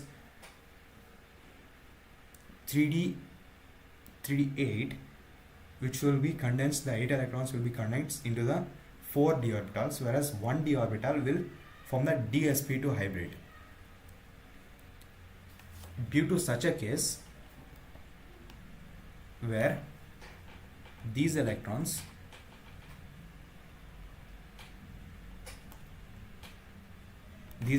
will be condensed into the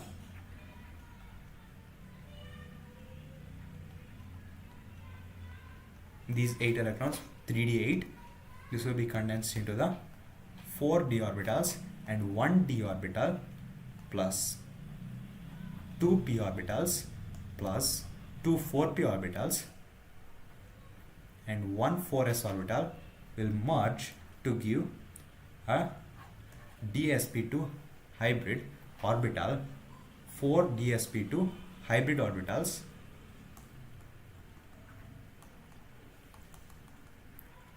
and this is what we call inner orbital complex or low spin complex. But in case of CnCl6, if we take, NiCl4 whole 2 minus, if we take, the configuration will be according to crystal field theory. If I have to explain, since Cl is a weak field ligand, it will form high spin complex, or in case of VBT, the configuration will be 3d8, which is, this is the configuration, and in case of Cl, these do not condense or condense in these 2 electrons do not get packed in these 4 orbitals, which leaves 0 vacant d orbitals. In such a case,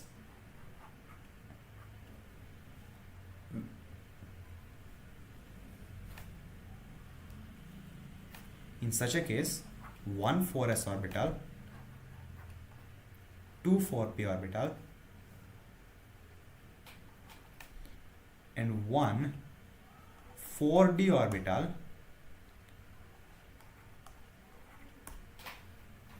will mix to form an sp2d hybrid.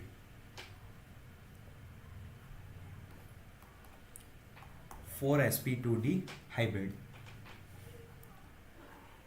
here we see, instead of taking from the first 3D subshell, because there are no vacancy here, the orbitals, the vacant orbital is taken from the 4D subshell. As to why this is paramagnetic, These after condensation will be turned into the sp2d orbitals, which will have 4 orbitals, which will be completely filled by the electron pairs given by Cl. The configuration will be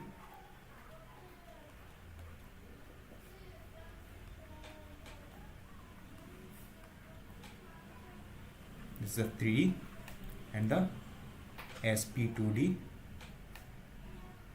In case of the first, here it will be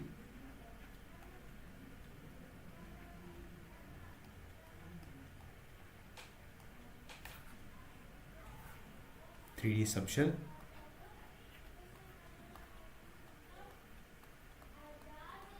and this is the dsp2. This is the configuration for the first case and the second case. The first case, where cyanide is there, it is diamagnetic, because see the configuration. Here we see that the configuration, there are no unpaired electrons. No unpaired electrons. Unpaired electrons are the reason why we have magnetic moment. But if there are no unpaired electrons, no magnetic property. As such, it is diamagnetic. But in here, the second case, we see that there are 2 unpaired electrons. This will contribute to the magnetic moment. As such, it is paramagnetic and paramagnetic.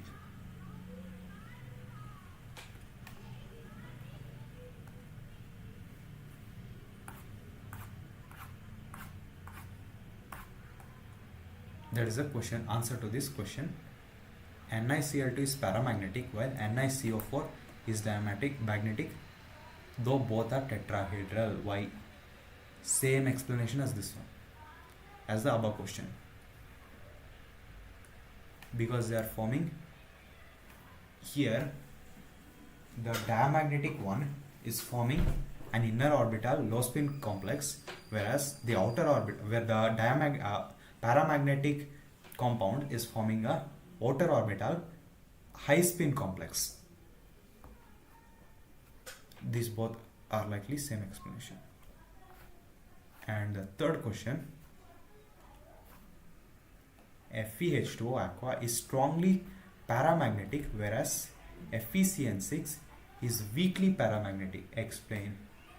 Again, same explanation as this question, because they are forming a, where FeCN6 is weak paramagnetic, meaning it is forming a inner orbital low spin complex, whereas FeH2O6 is strongly paramagnetic. It is because it is forming a outer orbital high spin complex. Explain CONH36 is an inner orbital complex, whereas NiNH36 is an outer orbital complex. This is because cobalt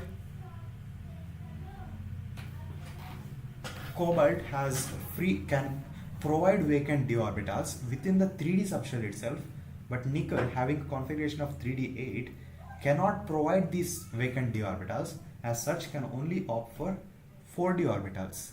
Because of that reason, cobalt can provide an inner orbital complex, because it can provide vacant d orbitals, but nickel, which cannot provide vacant d orbitals, will have to opt for an outer orbital complex or the high spin complex. Predict the number of unpaired electrons in the square planar PTCN, platinum CN4 2- ion. Predict the number of unpaired electrons in the square planar ion. If we find the configuration of the platinum ion and find the total charge, along with the, since it's a tetrahedral structure, it can either be tetrahedral or square planar. If we see the number of d orbital, if we see that if it's opting for an outer orbital or inner orbital complex, we can find out the number of unpaired electrons along with the magnetic property. The hexa-aqua manganese 2 ion contains 5 unpaired electrons.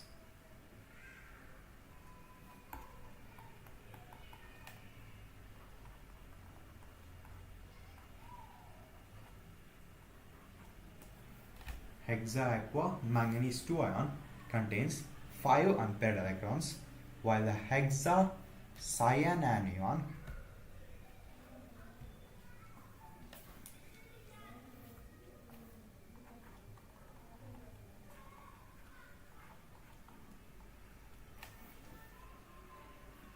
contains only one unpaired electron. Explain using crystal field theory.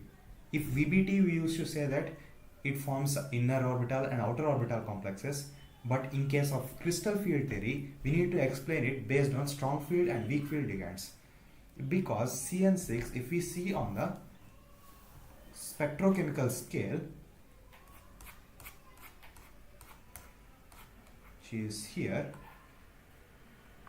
water is considerably a weak field ligand compared to CN, which is a highly strong field ligand. Strong field ligand meaning higher value of crystal field splitting. Higher crystal field splitting. In this case, the chances crystal field splitting is higher than the pairing energy. Because the crystal field splitting in case of CN are higher than the pairing energy. In CN, it's higher than the pairing energy. The complex will opt for an outer electron complex instead of an inner electron complex, because the pairing energy yes, in case of CN, where it is a strong field ligand, the crystal field splitting will be higher than the pairing energy. Because of such a reason, instead of going for filling out the EG orbitals, it will fill T2G orbitals. The electrons will be condensed in a single plane. So the complex can provide 3D vacant orbitals. In such a case, it will form inner orbital complexes or low spin complexes. In such a case, the paramagnetic property is less, because the electrons are mostly paired electrons itself. But in case of the second case they gave is water, manganese, copper, water contains 5 unpaired electrons. As water is a weak field ligand considered considerably to cyanide, as this is a weak field ligand, the crystal field splitting will be mostly lower than the pairing energy. Because of such a reason,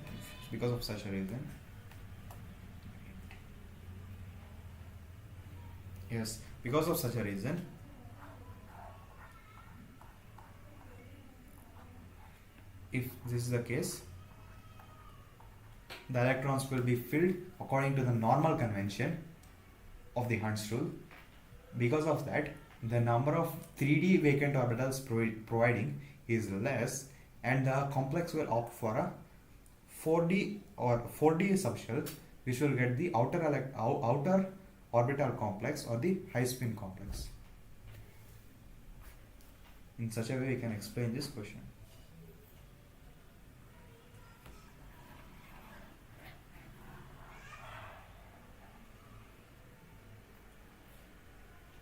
The next topic, bonding in metal carbonyls. The homoleptic carbonyls, CO, carbonyl group is a CO group. This is not cobalt, wait.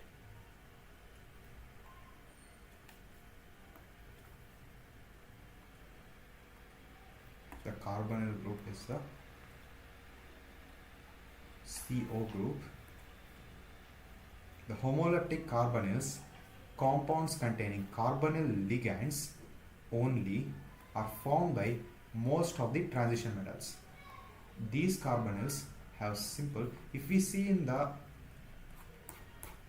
spectrochemical scale, we see that carbonyl has the strongest field ligand, the highest field ligand, crystal field. can provide the highest crystal field splitting. Carbonyl can provide the highest crystal field splitting, so it will be greater than the, mostly it will be greater than the pairing energy.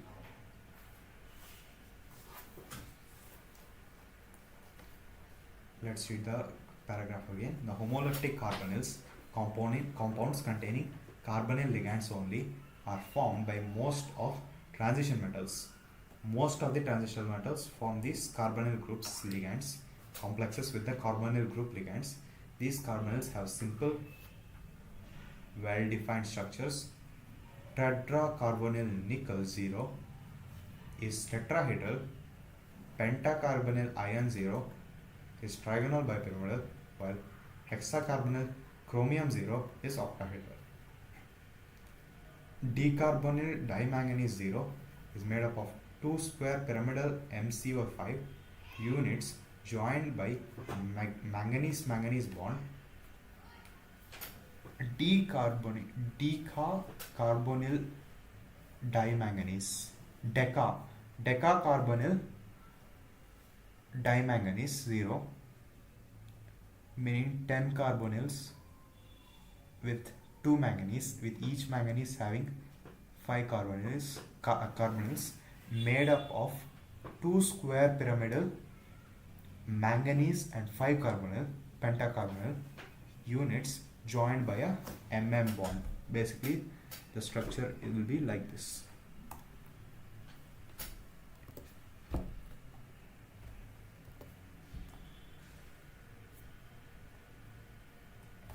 The structure will be for a decacarbonyl manganese. It will be decacarbonyl manganese 0 being the charge, manganese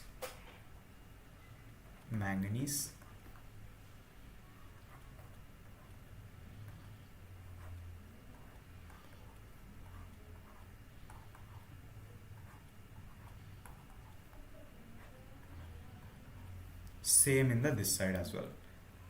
This whole part is we call decacarbonyl manganese made of MN bond between MnCO5 compound.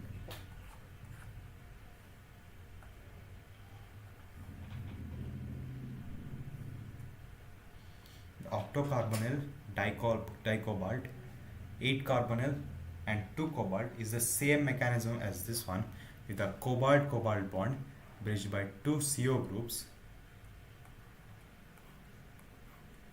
These are structures representing some metal, homoleptic metal carbonyls. In case of nickel, we see 4 carbonyl groups, iron 5 carbonyl groups, and in case of chromium we see 6 carbonyl groups. In case of manganese we should see 5 carbonyl groups, but this is a special structure having a manganese-manganese bond with 5 carbonyl groups with a decacarbonyl dimanganese. This is a similar structure with cobalt, but in here it is bridged by a carbonyl group. It is bridged here. It is not a single Mn bond like this, but it is bridged by a carbonyl, where 3 carbonyls are directly attached to a single. Each cobalt group has a singly attached carbonyl group, whereas the bridge between cobalt and cobalt is linked by 2 carbonyl groups, which both form bonds with both the cobalt.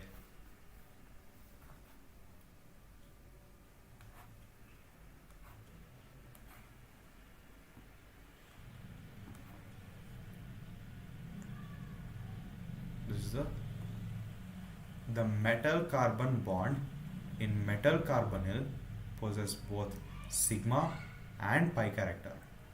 The metal carbon bond, sigma bond, is formed by the donation of lone pair, the basically coordinate bond on the carbonyl carbon in vacant orbital of the metal.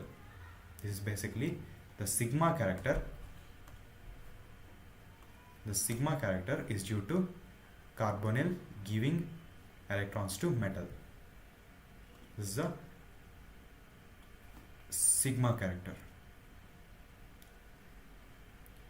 The metal carbon pi bond is formed by the donation of a pair of electrons from a filled d orbital of a metal into the vacant anti-bonding orbital of the carbon monoxide. The metal to ligand bonding creates a synergic effect, strengthens the bond between CO and the metal. This is the pi character, whereas if metal from one of its filled d orbital donates electrons to the CO, it will form a pi character. This is also what we call back bonding. This is the synergic bonding. Here, this is the pi character. The anti-bonding, which is high energy orbitals. This is a CO bond. The C triple O bond.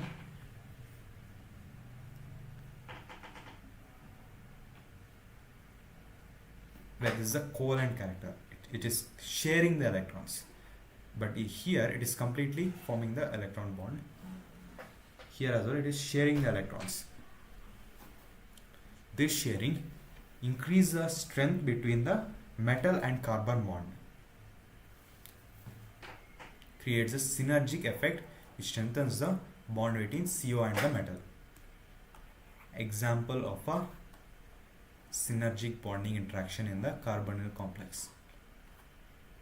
And basically the final topic of the coordination compounds. It is importance and applications of coordination compounds.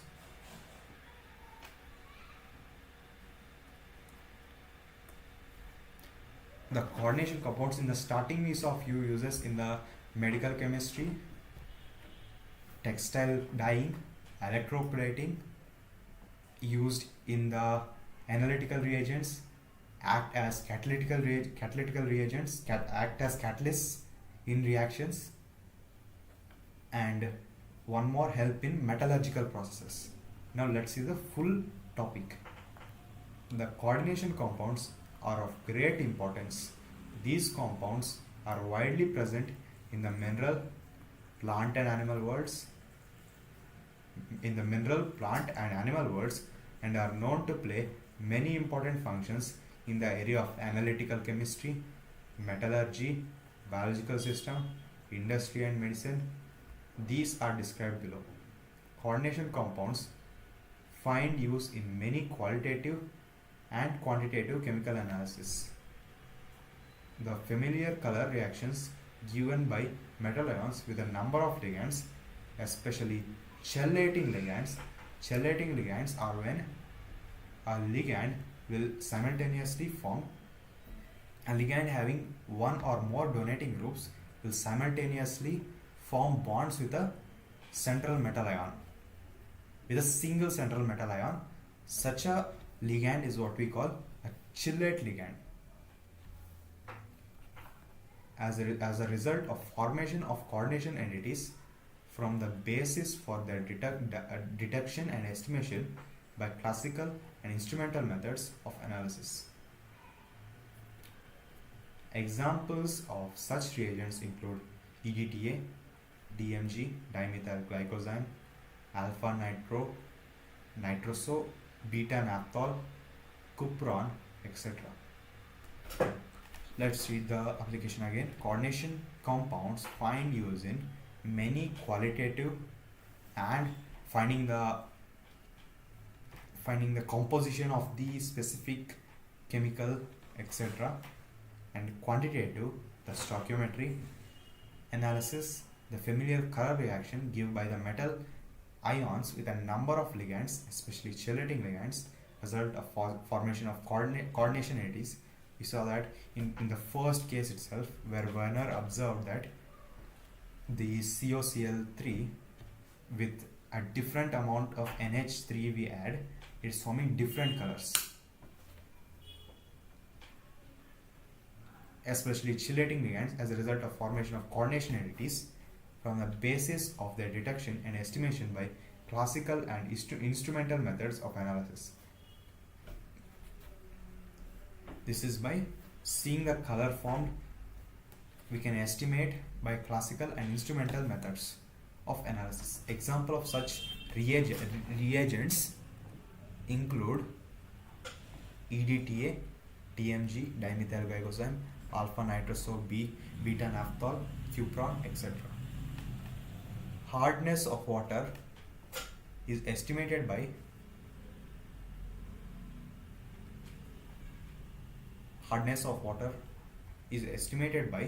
simple titration with Na2-EDTA. The calcium and magnesium ions form complexes with EDTA. The selective estimation of these ions can be done due to the difference in the stability constants of calcium and magnesium complexes. Some important extraction processes of metals like those of silver and gold make use of complex formation. Gold, for example, combines with cyanide in the presence of oxygen and water to form the coordination entity AuCN2- in aqueous solution.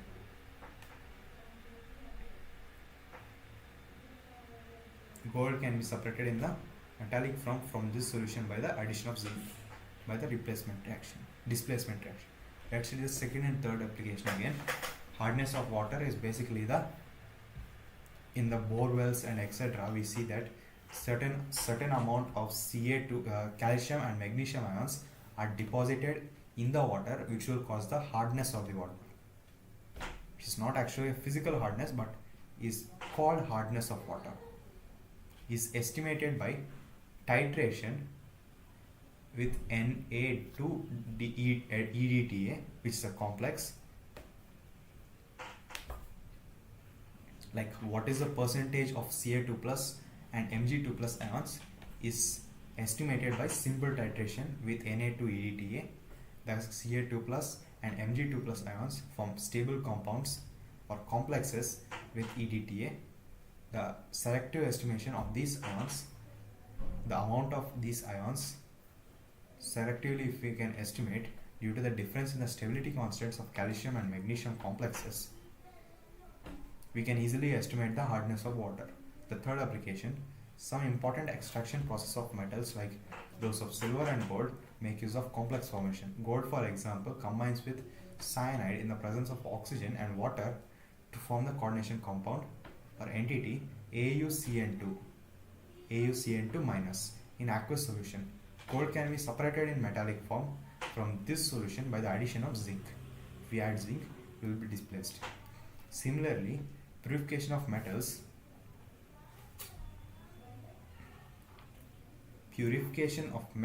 can be achieved through the formation and subsequent decomposition of their coordination compounds. Read that again. Similarly, purification of metals can be achieved through the formation and subsequent decomposition of their coordination compounds. Similarly, purification of metals can be achieved through formation and subsequent decomposition of their coordination compounds. We can purify metals with the formation and subsequent decomposition of the coordination compounds, like how we got AuCN2- with we can replace with zinc and we will directly get the gold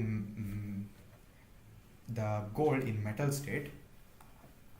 We can, in the same way, we can purify other metals as well. The same way, like for example, impure nickel is converted to NiCO4, which is decomposed to yield pure nickel. If you decompose this, you will get pure nickel. Coordination compounds are of great importance in biological system. The pigment responsible for photosynthesis, chlorophyll, is a coordination compound of magnesium, hemoglobin, of iron. Excess oxygen carrier is a coordination compound of iron, vitamin B12, cyanobalamin, the anti-pernicious anemia factor, which has a significant role in controlling anemia, is a coordination compound of cobalt. Among the other compounds of biological importance with coordinated with metal ions are the enzymes like carboxypeptidase A and carbonic anhydrase, catalysts of the biological systems. Carbonic anhydrase used in the conversion of CO2 in blood, which will catalyze the reaction by 10 million times. Let's read the sentence application again. Coordination compounds are of great importance in biological system. The pigment responsible for photosynthesis, chlorophyll, is a coordination compound of magnesium. Hemoglobin, the red pigment of the blood, which acts as oxygen carrier, is an oxidation compound of iron. Vitamin B12, cyanocobalamin, the anti-pernicious anemia factor, is a coordination compound of cobalt. Among the other compounds of biological importance with coordinated metal ions are enzymes like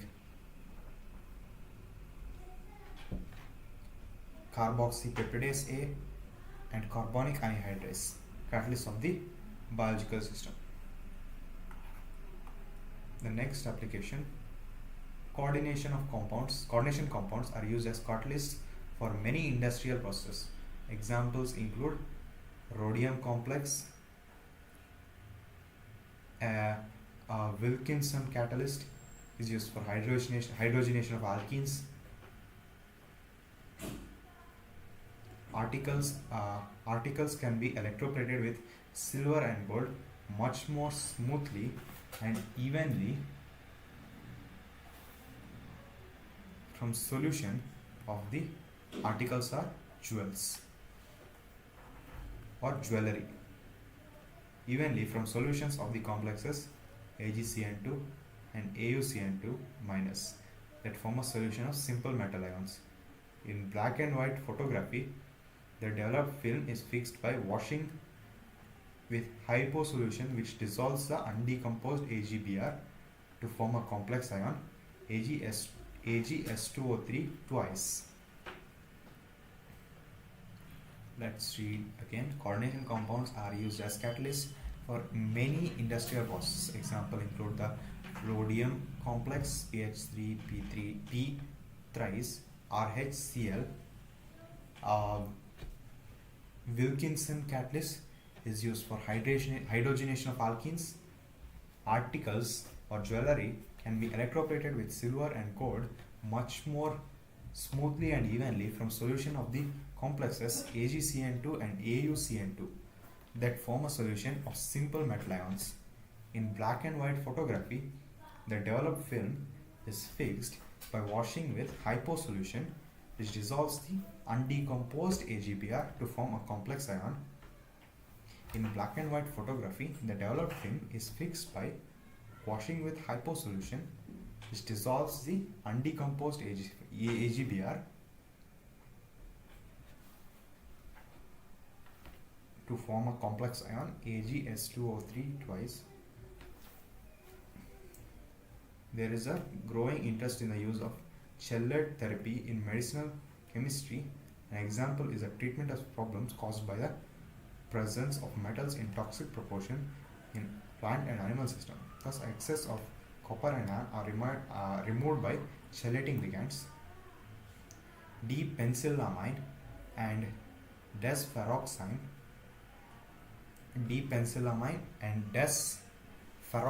B via the formation of coordination compounds. EDTA is used in the treatment of lead poisoning.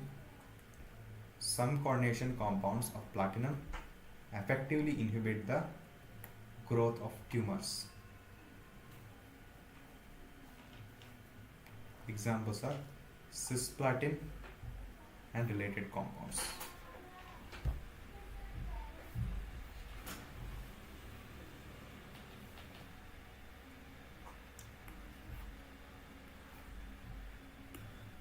Summary: the chemistry of coordination compounds is an important and challenging area of modern inorganic chemistry. During the last 50 years, advances in this area have provided development of new concepts and models of bonding and molecular structure, novel breakthroughs in chemical industry, and vital insights into the functioning of critical components of biological systems. The first systematic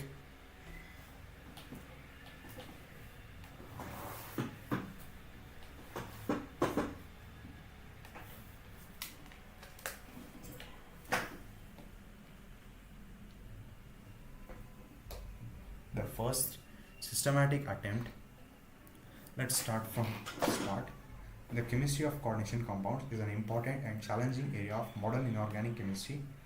During the last 50 years, advances in this area have provided development of new concepts and models of bonding and molecular structure, novel breakthroughs in chemical industry, and vital insights into the functioning of critical components of the biological systems. The first systematic attempt at explaining the formation, reaction, structure, and bonding of coordination compound was made by Alfred Werner.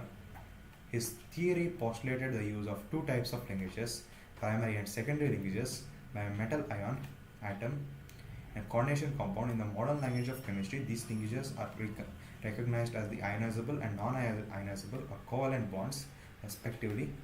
Using the property of isomerism, Werner predicted that geometrical shapes of a large number of coordination entities. The next comes the valence bond theory, defining the things that Werner failed to explain. The valence bond theory explains with reasonable success the formation, magnetic behavior, and geometrical shapes of coordination compounds. It, however, fails to prove a quantitative interpretation of the magnetic behavior and has nothing to say about the optical properties of these compounds. The crystal field theory to coordination compounds is based on the effect of different crystal field provided by the ligand taken as point charges on the degeneracy of d orbitals energies of the central metal atom ion. The splitting of the d orbitals provide different electronic arrangements in the strong and weak crystal fields. The treatment provides for quantitative estimations of the orbital separation energies, magnetic moment, and spectral and stability parameters. However, the assumption that ligands constitute point charges creates many theoretical difficulties. The metal-carbon bond in metal carbonyls possesses both sigma and pi character, which we call it as the normal carbonyl to metal bond, we call it a normal coordinate bond, but the bond from metal to carbonyl or carbon, we call it as back bonding, which creates a synergic effect. The ligand to metal is sigma bond and metal to ligand is pi bond. This unique synergic bonding provides stability to the metal carbonyls. Coordination compounds are of great importance. These compounds provide critical insights to the functioning and structures of vital components of biological systems. Coordination compounds also find extensive applications in metallurgical, analytical, and medical chemistry.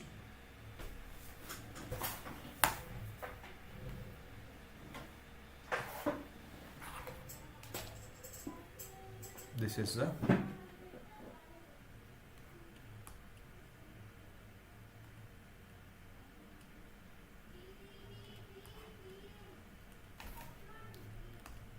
chapter coordination compounds.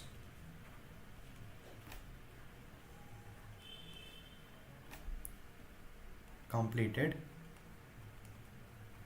revision, NCERT based. Thank you. See you later in the next video.